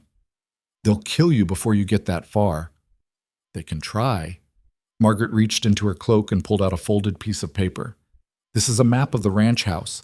Every room, every entrance. I drew it this morning in case you were serious about this insane plan. Rowan took it, surprised. Why? Because Sarah deserved better. Because I've been a coward for 3 years and I'm tired of hating myself. She pulled her hood up. The council meeting starts at 2 on Tuesday. Silas is always punctual. That gives you maybe 3 hours before he returns. Maybe less if the meeting ends early. Thank you. Don't thank me. Just, if you find proof, if you manage to survive this, burn it all down. The ranch, the system, all of it. Make them pay for every woman they hurt. She turned and walked away before he could respond, disappearing into the snow like she'd never been there at all. Rowan stood alone in the ruins of the sawmill, holding a map that might get him killed, and felt something shift inside him. This wasn't just about Elena anymore, wasn't just about justice for one woman. This was about breaking something that needed to be broken. When he got back to the cabin, both Elena and Tommy were waiting anxiously. Well? Elena demanded. Rowan spread the map on the table. We're robbing Silas Granger's house in 5 days. Tommy's eyes went wide. That's suicide. Probably. Then why? Because his wife thinks there's a safe containing evidence, and because we're out of options. Elena studied the map, her expression unreadable. His wife gave you this? She did. And you trust her? I trust that she hates her husband as much as we do. That's not the same as trust. No, but it's close enough. They spent the next 5 days planning. Tommy knew the ranch layout from his time working there, could fill in details Margaret's map didn't show. Guard rotations, where the hands ate and slept, which dogs barked at strangers and which ones didn't. Elena contributed her knowledge of Silas's habits. When he worked in his study, when he ate, how long he typically stayed at council meetings. Rowan planned the actual break-in, entry points, escape routes, timing. He'd done this kind of operation during the war, infiltrating enemy positions to steal documents. The principles were the same even if the stakes felt different, more personal. Monday night, none of them slept. They sat around the fire, each lost in their own thoughts, trying not to think about all the ways this could go wrong. When I was 8, Elena said suddenly, my father took me to see a hanging, public execution in the town square. I asked him why we had to watch. He said it was important to see what happens to people who break the law. She stared into the flames. The man they hanged had stolen a horse to get his sick daughter to a doctor. They hanged him anyway. My father said the law is the law and it has to be respected even when it seems cruel. But standing there watching that man die, all I could think was, the law didn't save anyone. It just killed a desperate father while his daughter died anyway. What happened to her? Tommy asked quietly. The daughter? She died 2 days after they hanged him. Fever took her. Nobody helped because helping that family meant acknowledging the hanging was wrong. Elena looked at them. Black Hollow is full of people like my father. Good people who follow rules even when the rules are evil, because following rules is easier than standing up. Your father's still alive? Rowan asked. Died 5 years ago. Never admitted the hanging bothered him, but I found his journal after he passed. Pages and pages about that day, about the daughter, about how he wished he'd had the courage to speak up. She smiled bitterly. Guilt ate him alive, and he still did nothing. Tommy shifted uncomfortably. My pa's the same way. Knows things are wrong, but keeps his head down. Says that's how you survive. And he's not wrong, Rowan said. Keeping your head down does keep you alive. The question is whether that kind of survival is worth it. Is it? Tommy asked. Rowan thought about 7 years in the mountains. 7 years of isolation and silence. 7 years of surviving without living. No, he said finally. It's not. Tuesday came gray and cold. They left the cabin at noon, giving themselves plenty of time to reach the ranch and get into position. The plan was simple, which usually meant it had the best chance of working. Rowan would enter through a back window Margaret had marked as usually left unlocked. Tommy would watch the road for Granger's return. Elena would stay hidden in the trees as a backup. She'd fought that last part hard. I should be the one going in. You can't. If someone sees you, then they see me. I'm not hiding while you take all the risk. This isn't about bravery. It's about practicality. I've done this before. You haven't. That doesn't mean, Elena. He'd grabbed her shoulders, made her look at him. I need you alive. Whatever we find in that safe, someone has to survive to do something with it. That's you. Understand? She'd finally, reluctantly agreed. Now they crouched in the tree line overlooking the ranch, watching the main house. Right on schedule, Granger emerged at 1:45, climbed into his carriage, and headed toward town. They waited another 20 minutes to be sure he wasn't coming back. Then Rowan moved. The house was bigger than it looked from a distance. 2 stories, wraparound porch, windows that gleamed like watching eyes. He approached from the back, staying low, avoiding open spaces. The window Margaret had marked was indeed unlocked. He slid it open carefully, listening for any sound inside. Nothing. He climbed through into what looked like a library. Books lined the walls. A desk sat near the fireplace. Everything was neat, orderly, expensive, the room of a man who valued control. Rowan moved to the door, eased it open. The hallway beyond was empty. According to the map, Granger's study was 2 doors down on the right. He made it there without incident. The study was locked, but the lock was old. He picked it in under a minute, stepped inside, closed the door behind him. The room smelled like cigar smoke and leather. Massive desk dominated the space. Paintings on the walls, including the one Margaret had mentioned. A stern-faced man who must have been Granger's father. Rowan lifted the painting off the wall. There it was. The safe. Embedded in the wall, just like Margaret said. New-looking, combination lock. He tried the obvious numbers first, birthdays, the year the ranch was founded, sequential numbers. Nothing worked. He pressed his ear against it, tried to feel the tumblers as he turned the dial. A technique he'd learned during the war, though he'd never been particularly good at it. The minutes ticked past. He was still working on it when he heard voices outside. Rowan froze, looked at his pocket watch. 2:30. Granger shouldn't be back for at least another hour, probably more. The voices got louder. Multiple people, coming up the front steps. He left the safe, moved to the window. 3 men approaching the house. One was definitely Granger. Even from behind, Rowan recognized his build, his walk. The council meeting had ended early. Rowan had maybe seconds before they entered the house. He looked around frantically. The door he'd come through led back to the hallway. The windows faced the front. Jumping out meant being seen. There was another door on the far wall, but he didn't know where it led. No choice. He crossed the room, tried the door. It opened into a narrow servant's passage, probably used by household staff to move through the house without being seen. He slipped inside, pulled the door almost closed behind him, leaving just enough gap to hear. Voices in the hallway. Then the study door opening. Waste of time, Granger was saying. 3 hours to argue about water rights we already settled last year. Martin's been drinking again. Another voice. William Crane, maybe. Makes him stubborn. Martin's always stubborn. Granger sounded annoyed. Anyway, I've got other matters to attend to. The girl and that mountain man. Any word? Nothing concrete. Sheriff has men searching, but it's a lot of territory to cover.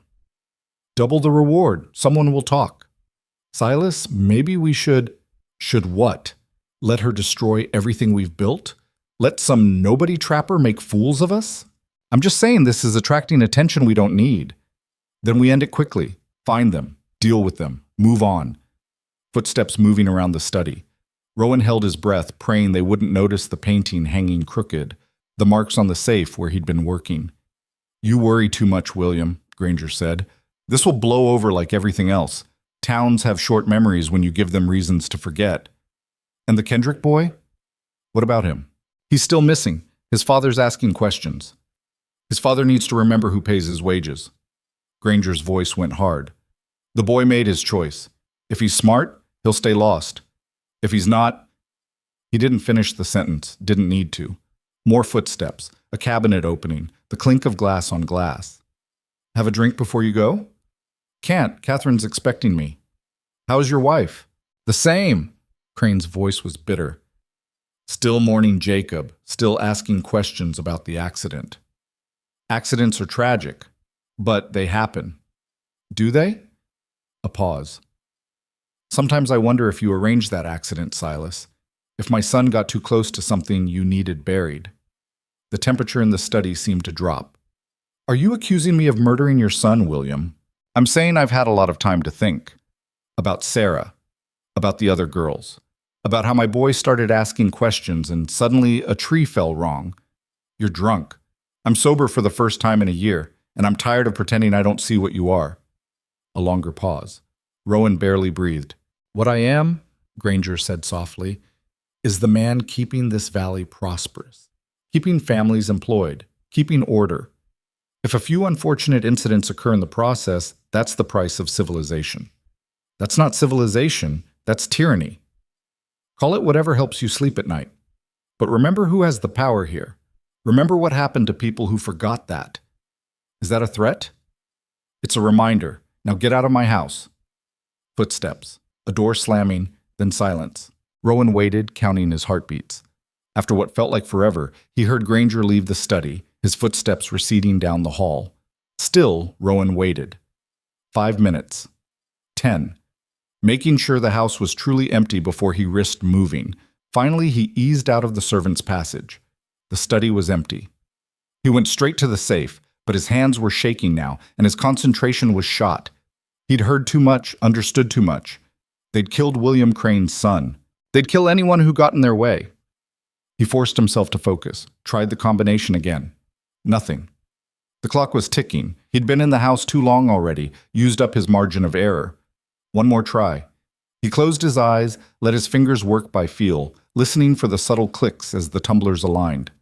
There. The safe opened. Inside were papers. Lots of them. He grabbed what he could, ledgers, letters, documents bound with string. Shoved them into his coat without reading, just taking everything. His hands moved frantically, aware that any second someone could walk in. At the bottom of the safe, a smaller box. He opened it. Photographs. His stomach turned. Women. Young women. Some looked posed, some looked... He didn't finish the thought. Just took the photographs, took everything, slammed the safe closed, and ran. Out the window, across the yard. Into the trees where Tommy grabbed his arm. You were in there forever. We have to... Move. Now. They ran. Behind them, someone shouted. Then gunfire. Not aimed, just warning shots. Rowan didn't look back, just pushed Tommy forward, crashed through the undergrowth until they found Elena. Did you get it? She gasped. He showed her the papers stuffed in his coat. Her eyes went wide. You actually... Later. Run. They ran until their lungs burned, until the ranch was far behind them, and the only sound was wind through the pines. Only then did Rowan stop, lean against a tree, and try to catch his breath. What happened? Elena demanded. You were supposed to be out in an hour. Granger came back early. Rowan pulled out the papers, spread them on the ground. But I heard him talking. Heard him admit to killing William Crane's son. And I got everything from his safe. They looked through the documents together. Ledgers showing payments to Sheriff Morrison. Letters discussing problems that needed solving. Names of women marked with dates. And the photographs, evidence too damning to explain away. Elena's hands shook as she looked at one photograph. That's Annie Cole, the girl from the hotel. They documented everything, Tommy whispered. They kept records of what they did. Because they never thought anyone would see them, Rowan said. They thought they were untouchable. We have to show this to someone, Elena said. The territorial marshal, a federal judge, someone. We will. Rowan gathered everything carefully. But first we need to make sure this doesn't disappear. We need copies, insurance. How? I know someone in Silver Ridge who has a printing press. If we can get there, gunshots in the distance, closer now. They were being pursued. Move, Rowan ordered. We're not safe yet. They plunged back into the forest, carrying evidence that could destroy an empire, knowing that empire would do anything to stop them. The mountain had struck back. Now they just had to survive the fallout. They didn't make it back to the cabin. 2 miles into the forest, Tommy collapsed, just dropped mid-stride like someone had cut his strings. Elena got to him first, rolling him over, checking for wounds. I'm fine, Tommy gasped. Just need a minute. We don't have a minute, Rowan said, scanning the trees behind them. The gunshots had stopped, but that didn't mean they weren't being followed. Silence could be worse than noise, meant the hunters had gone quiet, were tracking instead of just shooting blindly. Can you walk? Elena asked Tommy. Yeah, I can. He tried to stand, nearly fell again. His face was gray, slick with sweat despite the cold. Rowan cursed under his breath. The kid was done. Running on empty. They all were, honestly.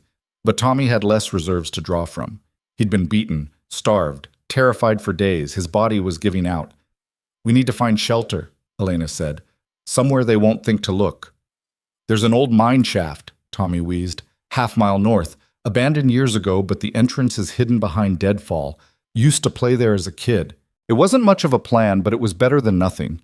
Rowan got Tommy's arm over his shoulder and they started moving again, slower now, following the kid's directions through increasingly rough terrain. The mine entrance was exactly where Tommy said it would be. A black mouth in the hillside, nearly invisible behind collapsed timber and brush.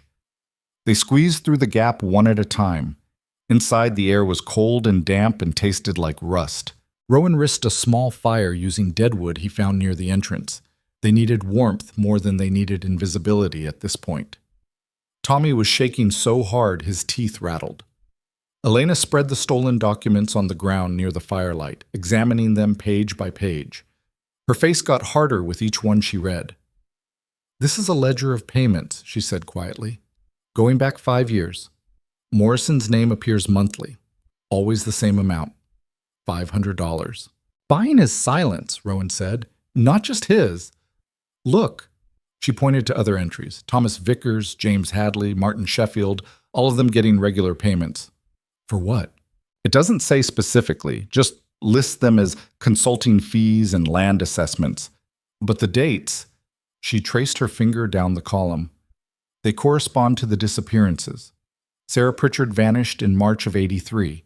2 weeks later, Morrison got a payment of $1,000. Extra, on top of his regular amount. Tommy leaned closer despite his exhaustion. They were paying him to cover it up. All of them were in on it, Elena said. The whole system. Sheriff, bank manager, land assessor, freight company owner. They weren't just protecting Granger, they were profiting from it. Rowan picked up one of the letters. The handwriting was neat, educated. He read aloud. Regarding the matter we discussed, I've spoken with Morrison, and he assures me the situation has been contained. The family is accepting the story we provided and will not pursue further questions. I've transferred the agreed amount to your account. We should be more careful going forward. Signed, James Hadley. That's the bank manager, Elena said. Dated June of '84, right after Annie Cole disappeared. They went through more documents, letters arranging meetings, notes about which families were asking questions and needed to be managed, records of property seized from families who wouldn't stay quiet. It was systematic, organized. They'd built an entire infrastructure around their crimes. And the photographs, Elena couldn't look at those for long. Her hand shook when she picked them up. They collected these like trophies. We have everything we need, Rowan said. This is enough to hang them all. If we can get it to someone who'll listen. William Crane will listen. You heard what he said to Granger. He suspects his son was murdered. He's ready to turn. One man against all of them? One man starts something. Others follow. Tommy stirred weakly. My pa will talk too, if he sees proof. He's been scared, but he's not a bad man. Nobody said he was, Elena told him gently. Fear doesn't make you bad. It just makes you human. The fire crackled. Outside, night was falling. They were trapped in a mine shaft with evidence that could destroy Black Hollow's entire power structure, being hunted by men who would kill them without hesitation. We can't stay here long, Rowan said. By morning they'll have expanded the search. We need to move at first light. Move where? Elena asked. Silver Ridge. Like I said, I know someone with a printing press. We make copies of everything, multiple copies. Hide them in different places. Then even if they kill us, the evidence survives. That's a 2-day journey in good weather. 3 in this snow, maybe 4. We don't have 4 days' worth of supplies. Then we'll make it in 3. Elena looked at Tommy, who was already half asleep despite the cold and danger. He can't make that journey. Not in his condition. Rowan knew she was right. The kid was running on nothing but willpower, and that was almost gone. Pushing him another 3 days through winter conditions would kill him as surely as Granger's men would. There's another option, he said slowly. What? We split up. You and I take the documents to Silver Ridge. Tommy stays hidden somewhere safe. Somewhere Granger won't think to look. We're safe. They'll tear this valley apart looking for us. Not the valley, the mountain. There are places up high, old shepherd shelters from before the big ranches consolidated everything. Some of them are still stocked with basic supplies. Tommy can hold out there for a week, maybe longer. Tommy's eyes opened. I'm not hiding while you two take all the risk. You're not hiding, you're surviving. That's just as important. But no arguments. You did your part. You talked when it mattered. You helped us get this evidence. Now you need to stay alive long enough to testify, if it comes to that. The kid looked like he wanted to protest more, but didn't have the energy. He just nodded and closed his eyes again. They stayed in the mine until just before dawn. Rowan took the first watch while Elena slept, then switched. He managed maybe an hour of rest before his body decided consciousness was safer than dreams. Every sound outside made him tense: wind, animals, falling snow, or men searching. When gray light finally filtered through the entrance, they prepared to move. Rowan drew a rough map showing Tommy how to reach the nearest shelter, marking landmarks the kid would recognize. Stay put until you see smoke signals from the North Ridge, Rowan told him. 3 columns, evenly spaced. That means it's safe to come down. And if I don't see the signal, then stay hidden. Someone will come eventually. What if the someone who comes is Granger's men? Rowan didn't have a good answer for that, so he just gripped the kid's shoulder. You're tougher than you think. You'll make it. Tommy tried to smile. Failed. I'm scared. Good. Scared people are careful. Just remember, you've already survived the worst part. Everything after this is easier. Another lie, but a kind one. They left him there with what little food they could spare and the warmest blanket.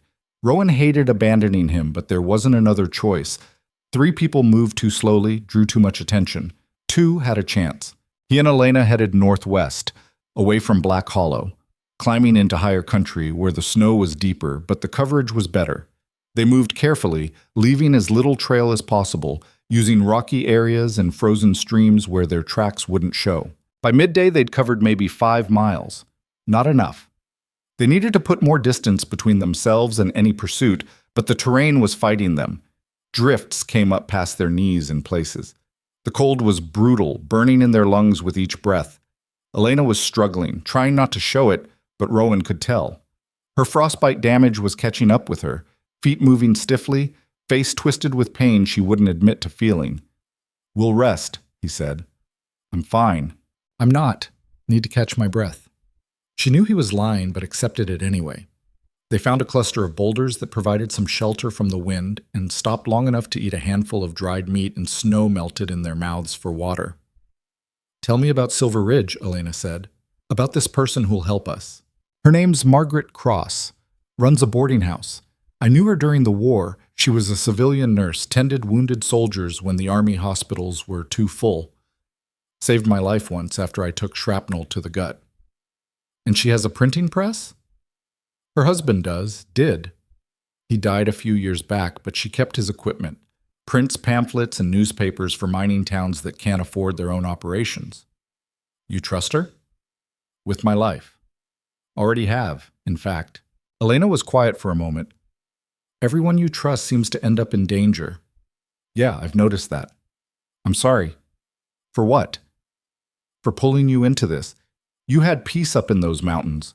Now I'm doing something that matters. Don't apologize for that. They started moving again before the cold could settle into their bones. The afternoon passed in a blur of white and gray, one painful step after another. Rowan's mind drifted, counting distances, calculating how far Granger's men might search before giving up. Not far enough. Men like Granger didn't give up. They doubled down, expanded, escalated. By nightfall, they'd covered another 4 miles and were so exhausted they could barely think straight. They found a depression beneath a fallen pine and burrowed into it, using snow as insulation and their shared body heat to stay alive. Tell me something, Elena said in the darkness. Like what? Anything. I need to hear a human voice or I'm going to lose my mind. Rowan tried to think of something worth saying. During the war, there was this kid in my unit. Couldn't have been more than 16, though he lied and said 18. Fresh-faced, optimistic, the kind of soldier that makes you want to protect them, even though you know you probably can't. What happened to him?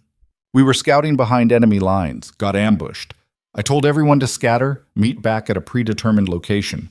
But this kid, Henry, his name was, he got separated, lost. I heard him calling for help and I kept moving, followed my orders, left him there. You would have been killed if you'd gone back. Probably, but I still hear him sometimes, calling out, wondering why nobody came. Elena's hand found his in the darkness. You came for me. That's different. Is it? He didn't answer. Maybe it was different. Maybe it wasn't. Maybe he'd spent 7 years trying to make up for Henry and all the others he'd failed, and maybe that was okay. Maybe failure wasn't permanent if you kept trying. They survived the night. Barely. When dawn came, they could hardly move, muscles locked, joints screaming. But they forced themselves upright and kept walking because stopping meant dying. The second day was worse than the first. The terrain got rougher. Elena's feet were bleeding. Rowan could see blood seeping through her boots. But she didn't complain, just gritted her teeth and pushed forward. Late afternoon, they crested a ridge and saw smoke in the distance. A settlement. Had to be Silver Ridge. Nothing else out this far. We're close, Rowan said. Elena nodded but didn't speak. She was beyond words now, running on pure stubborn will. They reached the outskirts of Silver Ridge just as the sun was setting. The town was smaller than Black Hollow, rougher around the edges. Mining territory, you could see it in the architecture, the way everything was built for function over form. Boarding houses, saloons, a general store, a few scattered homes. Rowan found Margaret Cross's place easily enough, a 3-story structure near the center of town with a painted sign hanging above the door. He knocked, waited, knocked again. A woman opened the door. Older than he remembered, grayer, but her eyes were the same, sharp, missing nothing. Rowan Voss, she said flatly. I heard you'd become a hermit. Didn't take. Her eyes shifted to Elena, taking in her condition with a practiced glance. This the woman they're looking for? News travels fast. Writers came through yesterday. Said there was a reward for information about a fugitive woman and the man helping her. Described you both pretty accurately. She stepped back. Get inside before someone sees you. The warmth of the boarding house hit like a physical thing. Rowan's legs nearly gave out. Margaret caught his arm, steadied him, then helped Elena to a chair near the fireplace. When's the last time either of you ate? Yesterday, maybe. And you walked here from the Bitterhorns? More or less. Margaret shook her head. Still doing stupid things for stubborn reasons, I see. Some things don't change. She brought them food, real food, not dried meat and melted snow. Soup and bread and coffee, so hot it burned going down. Rowan felt his body coming back to life with each bite. While they ate, he explained everything. The documents, the photographs, why they needed copies, why they needed help. Margaret listened without interrupting. When he finished, she stood up and walked to a window, staring out at the darkening street. What you're describing, she said slowly, is going to burn that valley to the ground. I know. Families will be destroyed. People will lose everything. The economy, the jobs. It'll all collapse when those men fall. They deserve to fall. I'm not disagreeing. I'm just making sure you understand the cost. Because once you release this information, you can't take it back. The consequences will be permanent. Elena spoke up, her voice hoarse. Those men have been destroying families for years. They just did it quietly. At least this way the destruction will be honest. Margaret turned to look at her. You're the one who survived. Yes. Must have taken a lot of strength. I don't feel strong. I feel angry. Good. Anger's useful. Keeps you moving when everything else fails. Margaret came back to the table. My husband's press is in the basement. I can have copies made by morning. How many do you need? As many as you can produce. I can do 50 in a night if I work straight through. 100 if you help. We'll help. They worked through the night in the basement, feeding pages through the old printing press while Margaret operated the mechanism. The sound was rhythmic, almost hypnotic. Press down, lift, replace, repeat. Each page that came out was insurance, evidence that couldn't be destroyed. Rowan's hands were black with ink by the time the sun came up. They'd printed 73 copies of the most damning documents. It would have to be enough. Now what? Margaret asked. Now we distribute them, Elena said, to every family in Black Hollow, every worker, every person who's been too afraid to ask questions. That'll take days, and the moment the first copy shows up, Granger will know what you've done. Then we do it fast, all at once. Flood the valley with truth before they can stop it. Margaret considered this. I know some miners here who have family in Black Hollow, men who've been looking for reasons to go back, settle old scores. They'd help distribute if the cause was right. How many men? Rowan asked. 15, maybe 20. That could work. 20 men, each carrying multiple copies, spreading out across the valley. Hit every house, every business. By the time Granger realizes what's happening, it'll be too late to contain. It's still dangerous, Margaret warned. Morrison will arrest anyone caught distributing these. Granger will send his men to collect them by force. Let them try. Once people see what's in those documents, once they understand how they've been used— You're assuming people will care, Margaret interrupted. Some will, but others will choose to protect what they have. Fear of change is stronger than anger about injustice for a lot of folks. Then we find the ones who care, Elena said firmly. And we hope it's enough. Margaret studied them both for a long moment. Then she nodded. I'll start gathering the men. We can move tomorrow night. That gives you a day to rest, and it gives me time to prep everyone on what they're walking into. We're coming with them, Elena said. That's suicide. Maybe, but I'm not hiding while other people take risks for my fight. It's not just your fight anymore. The moment those documents go public, it becomes everyone's fight. All the more reason I should be there, Margaret looked at Rowan. You going to talk sense into her? Have you met her? Talking sense is a waste of breath. Almost smiled at that. Fine, but if you're coming, you follow my rules. These men know the valley, know how to move quietly. You listen to them, you do what they say, and you don't take stupid risks. Agreed? Agreed, Elena said. They spent the day resting, though neither of them slept much. Too wired, too aware of what was coming. By evening, the miners started arriving at the boarding house. Hard men with harder faces, the kind who'd spent their lives underground and weren't afraid of darkness or danger. Margaret briefed them on the plan. Each man would take a dozen copies. They'd enter Black Hollow from different directions after midnight when most people were asleep. Leave documents on doorsteps, tack them to community boards, slide them under doors. Move fast, stay quiet, be gone before dawn. What about the main targets? One miner asked. Granger, Morrison, the others? They get personal delivery, Rowan said. I'll handle Granger myself.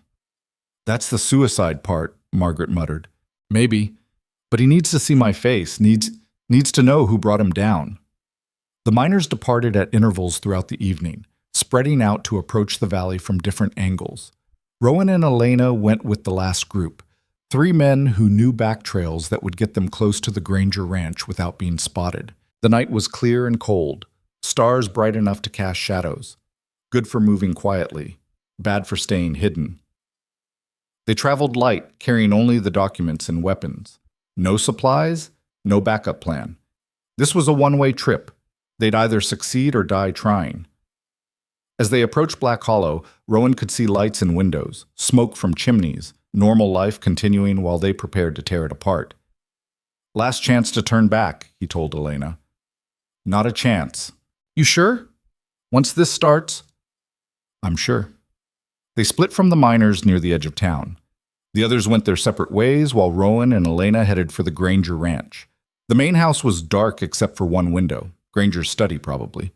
The man kept late hours, according to Margaret.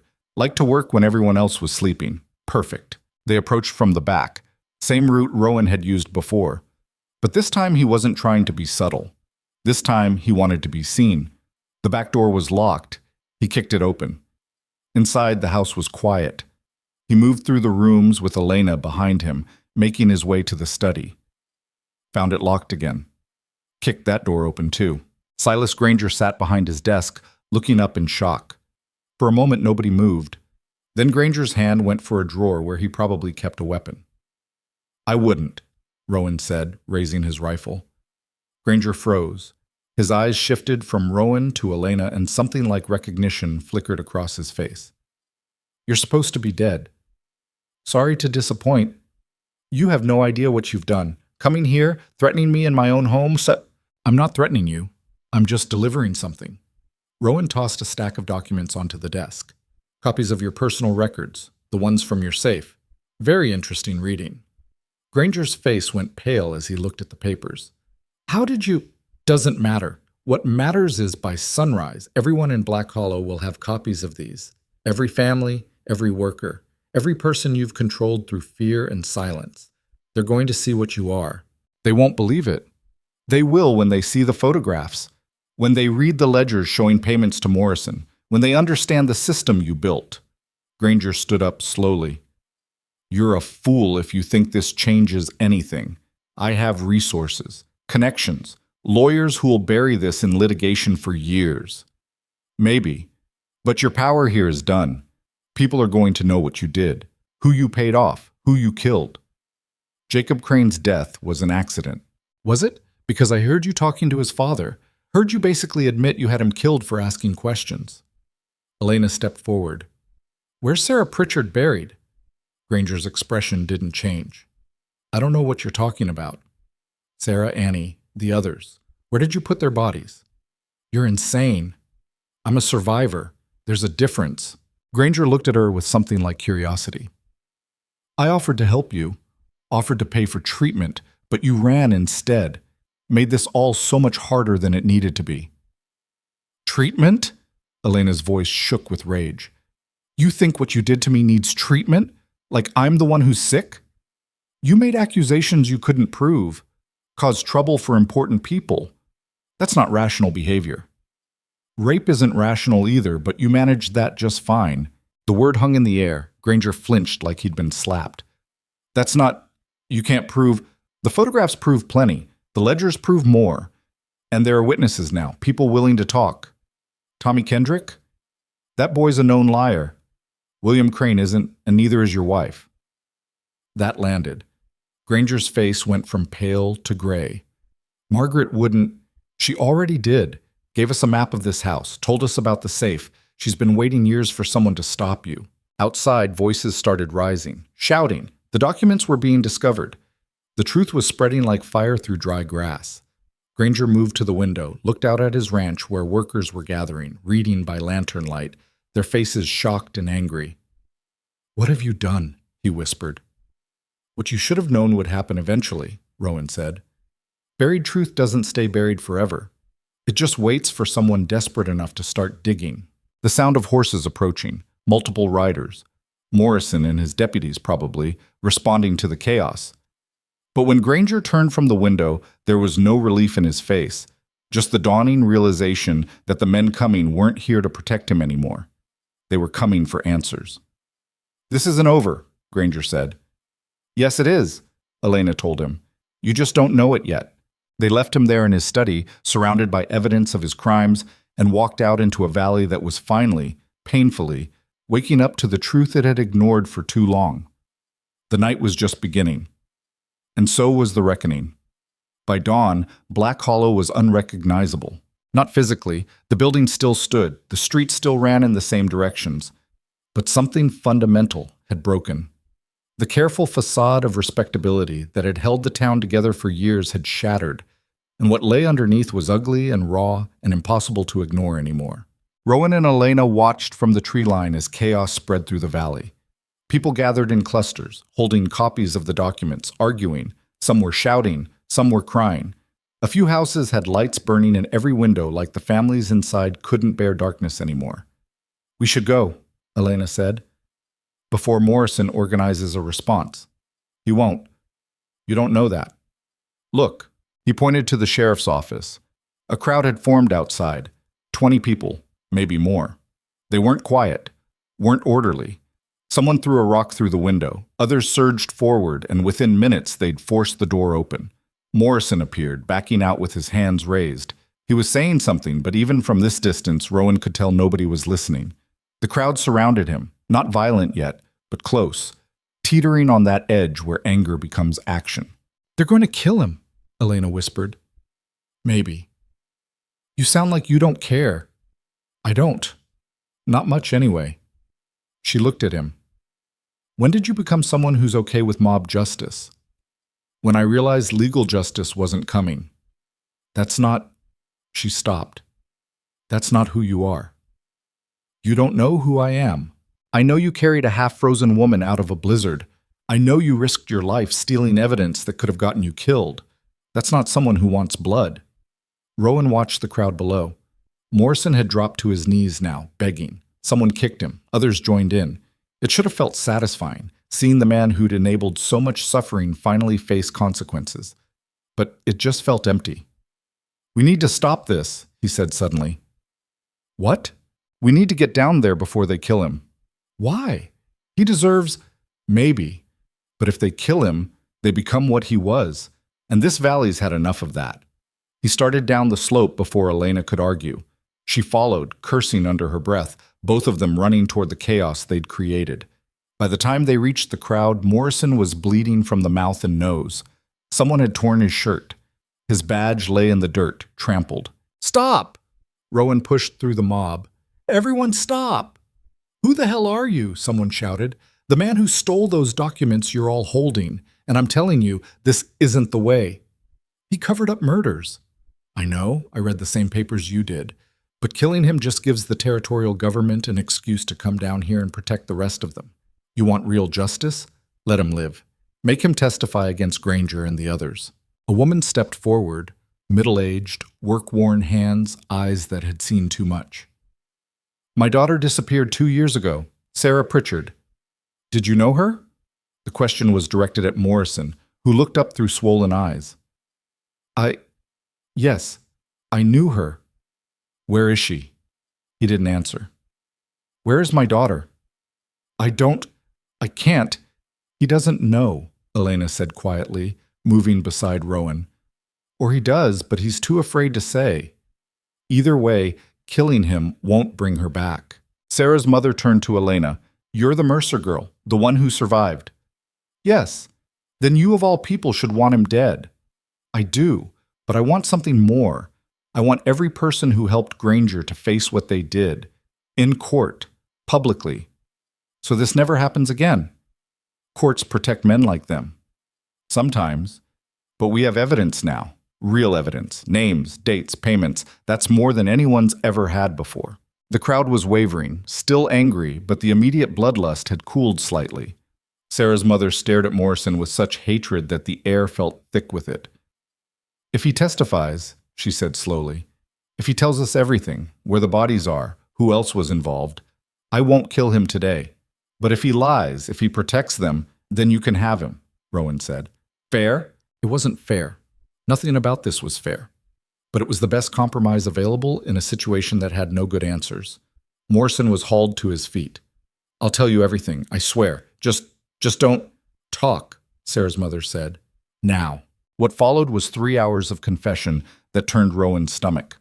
Morrison detailed every cover-up, every payment, every time he'd looked the other way while Granger and his associates committed atrocities. He named names, described locations, admitted to destroying evidence and intimidating witnesses. By the time he finished, half the crowd was in tears, and the other half looked like they wanted to burn the whole valley to the ground. "The line shack," Morrison said quietly. "There's a ravine behind it. That's where they put the ones who didn't survive." Sarah's mother made a sound that wasn't quite human. Others joined her. The grief was palpable, suffocating. "How many?" someone asked. "I don't. 6, maybe. Over the years, I didn't always—" He didn't finish. Someone hit him again, and Rowan didn't stop them this time. The sun climbed higher. More people arrived from the outlying ranches and homesteads, drawn by the chaos. The story spread like disease, whispered at first, then shouted, then accepted as horrible truth. William Crane appeared around mid-morning. He looked older than when Rowan had seen him last, hollowed out by grief and rage. He walked straight to where Morrison sat, bloody and broken, stared down at him for a long moment, then turned to address the crowd. "My son died asking the same questions you're asking now. I told him to let it go. Told him some fights aren't worth fighting." His voice cracked. "I was wrong, and he's dead because I was too much of a coward to stand with him." "It wasn't your fault," someone said. "Yes, it was. We all let this happen. Every person in this valley who saw something wrong and stayed quiet, we're all guilty." He looked around at the assembled faces. "But we can stop being guilty. We can fix this." "How?" Sarah's mother asked. "How do we fix years of murder and corruption?" "By tearing down everyone involved. Not just Granger. Everyone. The whole system that protected him." A murmur of agreement rippled through the crowd. This was bigger than revenge now. It was reconstruction, reclamation. Someone ran up, breathing hard. "Granger's gone. The ranch house is empty. Looks like he fled during the night." "Where would he go?" Elena asked. "Silver Ridge, maybe. Or further. He's got money, connections. He could be halfway to Helena by now." Rowan cursed under his breath. Letting Granger escape hadn't been part of the plan, but they'd been so focused on distributing evidence that they hadn't posted anyone to watch him. "We'll find him," William Crane said. "Send riders in every direction." Someone saw which way he went. "What about the others?"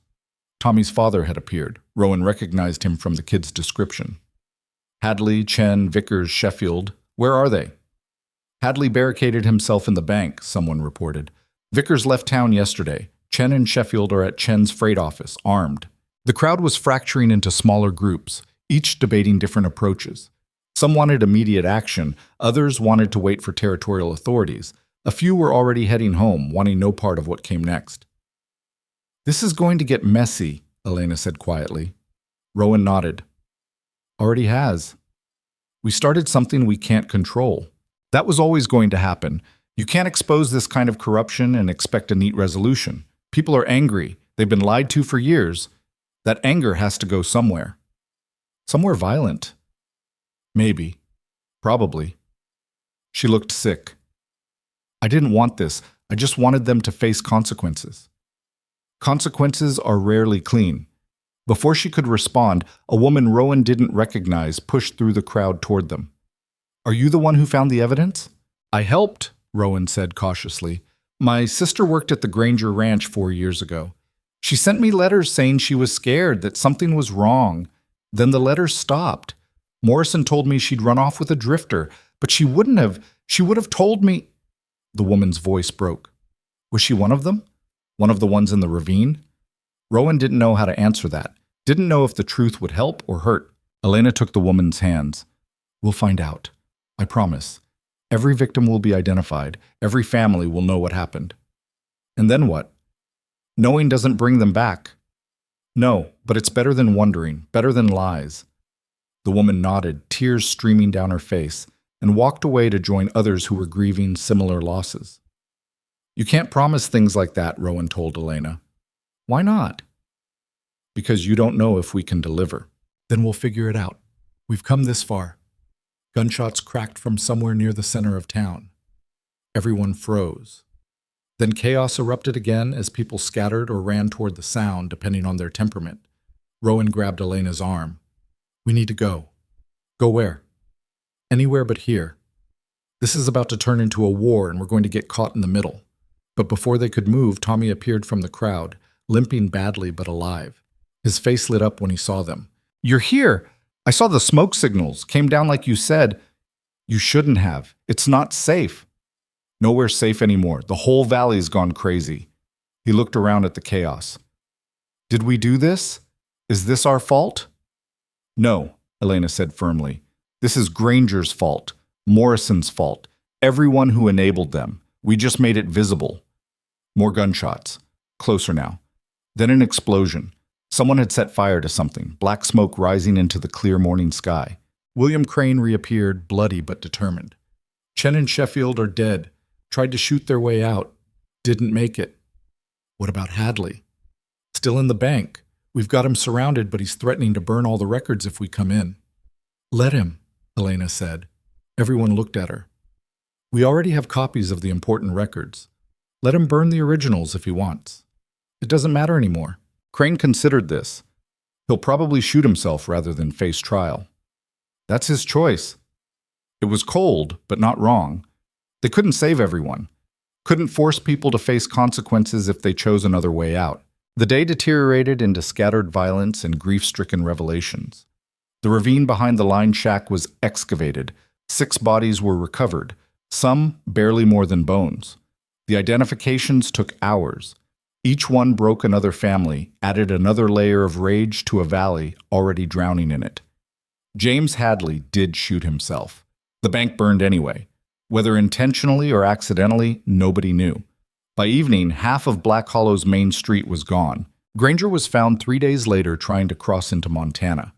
The territorial marshal himself brought him back in chains, having heard enough about the situation to take it seriously. By then, the evidence had been forwarded to the territorial capital, copied and distributed to newspapers across the region. There was no covering it up, no making it disappear. The trials took months.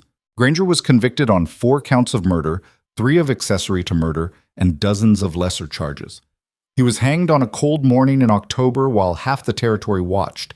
His last words were defiant, something about how he'd built civilization, and this was the thanks he got. Nobody much cared. Morrison turned state's evidence and avoided execution, but got life in prison. He lasted 8 months before another inmate killed him. The death was ruled an accident, but everyone knew better.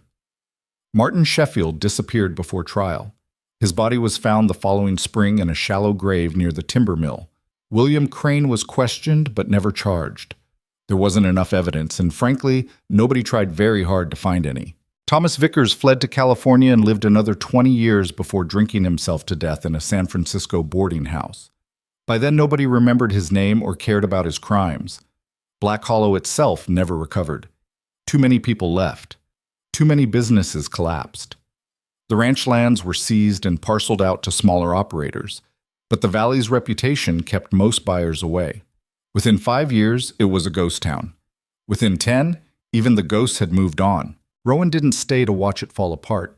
After the trials concluded, he packed what little he owned and headed back into the mountains, but not to his old cabin.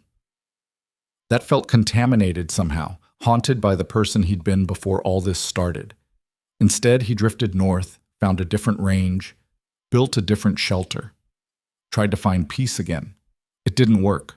The isolation that had once felt like freedom now just felt empty.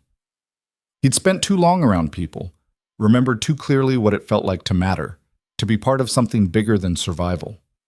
So when spring came, he descended from the mountains one more time. Elena had refused every offer to leave the territory. People had tried, well-meaning folks who thought a fresh start somewhere else would help her heal, but she'd just looked at them like they were speaking a different language. "Why would I leave?" she'd said when someone suggested San Francisco. "This is my home. They don't get to drive me away." Instead, she'd done something nobody expected. She'd bought a piece of land between Black Hollow and the mountains, a flat stretch near a creek where nothing much had ever stood before. With money donated by families who wanted to see something good rise from all the pain, she'd built a trading post. But not just a trading post. It was bigger than that, more ambitious. The main building had a store, yes, but also rooms for travelers. A kitchen that served meals to anyone who showed up hungry. Space for meetings, for gatherings, for people who needed somewhere safe to exist for a while. She'd named it the Way Station. Rowan arrived on a warm afternoon in late May to find the place busy. A family with 3 kids was loading supplies onto their wagon. 2 older women sat on the porch shelling peas and talking. Someone was hammering in one of the back buildings. Elena stood in the doorway directing traffic, looking tired but solid. She'd cut her hair short, changed the way she dressed, practical clothes, boots that had seen real work. The frightened woman from the blizzard was gone completely. When she saw him, something complicated crossed her face. "Wasn't sure you'd come back," she said. "Wasn't sure I would either. But here you are." "Here I am." They stood there awkwardly, neither knowing quite what to say. A year had passed since the trials, since the executions, since everything had burned down. They'd both changed in ways that were hard to articulate. "Place looks good," Rowan said finally. "It's getting there. Still a lot of work to do." "You need help?" She studied him. "You offering?" "Depends. What kind of help?" "The kind that stays. I've got plenty of people willing to help for a week or a month, but I need someone who'll be here for the long term, someone who understands what we're building." "And what are we building?" "Something different. Something that doesn't belong to powerful men. A place where people can come when they're running or hiding or just need somewhere to breathe." She paused. "Margaret Cross is sending women here, ones escaping bad situations, ones who need to disappear for a while. This is where they land." "You're running a refuge." "I'm running a place that should have existed years ago. If it had, maybe Sarah and the others—" She stopped. Maybe it wouldn't have mattered, but at least there would have been somewhere to go. Rowan looked around at what she'd built, at the impossible stubborn optimism of it. After everything she'd survived, everything she'd lost, she'd decided to create something rather than just destroy. It was either brilliant or insane. Possibly both. "I can stay," he said. "For a while, anyway." "Not looking for a while. Need permanent." "I don't do permanent." "You spent 7 years alone in the mountains. That's pretty permanent." "That was different." "How?" He didn't have a good answer. Elena smiled slightly. "You don't have to decide now. Work here for a season. See how it feels. If you hate it, you can leave. But I think—" She hesitated. "I think you might be tired of being alone." She was right. He was. Rowan stayed. At first it was just labor, repairing buildings, chopping wood, helping travelers who showed up needing food or shelter. Simple work that didn't require thinking too hard about what it meant. But slowly, without quite realizing it was happening, he became part of something. Tommy showed up a month later. His father had died. Natural causes, grief mostly, and the kid had nowhere else to go. Elena gave him a job maintaining the stables. He was good with horses, turned out, patient. The animals trusted him in ways people didn't always. Margaret Cross sent 3 women in June. One was running from a husband who'd beaten her. Another had been assaulted by her employer and couldn't go to the law because the employer was the law. The third had simply run out of options and needed somewhere to exist while she figured out what came next. They all stayed. Found work, found purpose, found versions of themselves that weren't defined by trauma. More people followed. Not just women, men too. Ones who'd been used up by mines or ranches or wars and needed somewhere to heal. Families escaping debt or violence or just bad luck. The way station became a place where your past didn't matter as much as what you were willing to become. Rowan watched it grow and felt something shift inside him. The guilt that had driven him into the mountains years ago, the weight of everyone he'd failed, everyone he couldn't save, it didn't disappear. But it got lighter, easier to carry, because for every person he'd failed, there was now someone here he was helping. Not saving, he'd learned the difference. Helping, giving them a chance to save themselves. That mattered. It wasn't redemption exactly. Redemption implied you could erase the past, undo your failures, but it was something close to peace. One evening in late summer, Rowan sat on the porch watching the sun set over the mountains. Elena joined him, carrying 2 cups of coffee. "You've been here 4 months," she said. "That long? Thinking about leaving yet? Every day?" "But you don't." "No, I don't." She sipped her coffee. "Why not?" Rowan considered the question. Because I spent 7 years hiding from the world, telling myself it was better not to get involved. And then I met you and got involved anyway, and everything went to hell and people died, and a whole valley collapsed. He paused. But also, things got better. Not for everyone, not even for most people, but for some, and maybe that's enough. Is it? Enough? Has to be. Because the alternative is believing nothing matters and nothing can change. And I can't. His voice caught. I can't live that way anymore. Elena nodded slowly. When I was running through that blizzard, I kept thinking about all the women who'd run before me, Sarah and Annie and the others, how they'd probably felt the same terror, the same desperation, how they died anyway. But you didn't. No. I got lucky. Found someone stubborn enough to not let me freeze. She looked at him. But luck isn't a strategy. It's not something you can depend on. So I decided, if I survived, I'd build something that wasn't based on luck, something real, something that would exist whether I was here or not. The way station. More than that, an idea. That people deserve places to run to, not just away from. That survival shouldn't require extraordinary luck or a mountain man finding you in the snow. It should be a right. That's ambitious. So was bringing down Silas Granger. Fair point. They sat in comfortable silence as darkness fell. Lights appeared in the windows of the various buildings. Someone was cooking. Rowan could smell bread baking. Voices drifted from the main house, people talking and laughing. Normal sounds, safe sounds. You know what I realized? Elena said eventually. All those powerful men, Granger, Morrison, the others, they spent their whole lives taking land, money, power, women, taking and taking because they thought that's what made them strong. And they're all gone now, dead or imprisoned or fled. Everything they built collapsed because it was built on fear. But this, she gestured at the way station, this is built on something else, and I think it'll last longer because of that.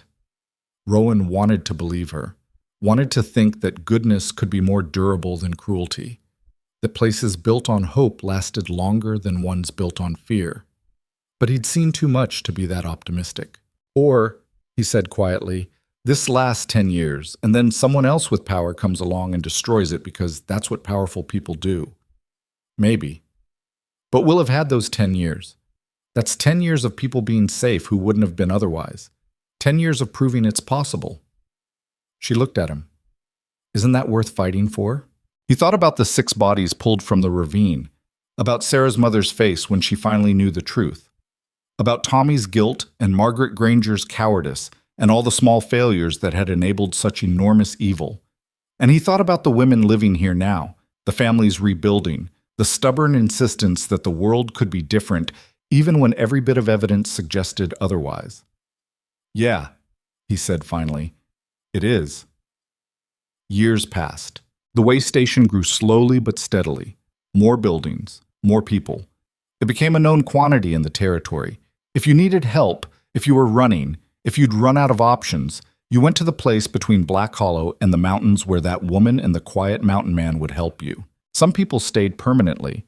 Others moved on after a while, stronger and ready to face whatever came next. A few left and came back when they needed help again. Elena never turned anyone away. Rowan aged into the work. His hair went gray. His hands developed calluses in new places. He taught himself carpentry, basic medicine, how to mediate disputes when too many traumatized people lived too close together. He was never particularly good at any of it, but he was present, reliable. That counted for more than skill. Tommy grew into a man who smiled more than he used to, who could talk about what had happened without shaking, who helped new arrivals understand they weren't alone in their trauma. Margaret Cross visited twice a year, always bringing more people who needed refuge. She and Elena would sit up late talking about expanding the network, creating more way stations in other territories, building something too big to destroy. Sometimes Rowan would see riders on the horizon in tents, waiting for violence, waiting for someone to decide the way station was a threat that needed eliminating. But the violence never came. Or when it did, when an angry husband tracked his wife here, or a former employer showed up demanding an escaped worker, there were enough people willing to stand together that the threat dissolved. Strength in numbers, strength in community. Rowan had forgotten what that felt like. One spring morning, maybe 15 years after everything started, a young woman arrived at the way station. She was thin, bruised, terrified, reminded Rowan painfully of Elena all those years ago. Elena took her inside, got her warm and fed. Later, when the woman was sleeping, she came to find Rowan working in the garden. "Her name is Catherine," Elena said. "She's from a town 3 territories over. Similar situation to mine. Powerful men, systematic abuse, law enforcement that protects the abusers." "How'd she find us?" "Someone told her there was a place between the mountains and nowhere where people like her could be safe." Elena smiled slightly. "We're becoming a legend, apparently. Legends usually end badly. Not this one." Rowan wasn't so sure, but he didn't argue, just kept working the soil, planting seeds that would grow into food that would feed people who needed feeding. "She asked me something," Elena said after a while. "Asked how I survived. What kept me going when it would have been easier to give up." "What'd you tell her?" "That I got angry. That anger kept me warm when the cold was trying to kill me. That it gave me purpose when I had nothing else." She paused. "But that's only half true. What's the other half?" "That someone decided I was worth saving. That you carried me out of the snow even though you didn't know me, didn't owe me anything. That small choice changed everything." Rowan straightened up, looked at her. They'd never really talked about that night. It felt too big, too important to reduce to words. "I didn't do anything special," he said. "Just couldn't leave you there." "That's what made it special. You could have. Most people would have, but you didn't." She walked away before he could respond, back toward the main house where Catherine was sleeping and dreaming whatever dreams trauma allows. Rowan stood in the garden and thought about choices, about how small decisions could cascade into enormous consequences, about how 7 years of isolation had been one choice, and carrying a frozen woman out of the snow had been another, and both had felt inevitable in the moment, but actually weren't. People had choices. Always. Even when circumstances made those choices difficult or dangerous or unfair. He'd chosen to help Elena. Elena had chosen to fight back. Tommy had chosen to talk. Margaret Granger had chosen to turn against her husband. William Crane had chosen to honor his son by finishing what the boy had started. And all those small choices had toppled an empire. That was worth remembering, worth building on. The sun climbed higher. Smoke rose from the way station's chimneys. Someone was singing in one of the workshops, a tuneless, happy sound. The creek burbled in the background, steady and eternal. Rowan returned to his planting. There was work to do. There was always work to do, but it was good work, work that mattered. And for the first time in longer than he could remember, that was enough. Somewhere high in the mountains, in a cabin that was slowly returning to the forest, snow fell on a life Rowan had left behind. The isolation, the silence, the deliberate absence of connection. He didn't miss it. Down here in the valley, between the mountain and the world, life was messy and complicated and often painful. People brought their trauma with them. They argued and struggled and sometimes failed. The way station wasn't perfect, wasn't a solution to all of society's evils, but it was something, a place where power didn't automatically win, where silence could be broken, where people who'd been discarded by the world could find versions of themselves worth fighting for. That was the real victory, Rowan realized, not destroying Granger, though that had been necessary, not even saving Elena, though that had been important. The victory was building something that outlasted the destruction, that transformed pain into purpose, that proved the world could be different if enough people decided to make it so. It wasn't much, but it was enough. And some days, Rowan thought as he worked the soil and watched the way station live and breathe around him, enough was everything. The mountain remained behind him, still and silent and unchanged, but he'd learned something it couldn't teach him, that humanity wasn't found in isolation. It was found in the messy, difficult work of showing up for each other, of carrying people out of blizzards even when you didn't know if they'd survive, of building places where survival was possible, of choosing again and again to believe that small acts of courage could accumulate into something larger than themselves. The mountain had been his punishment and his refuge, but this, the way station, the work, the people, this was his life, and he'd learned to tell the difference.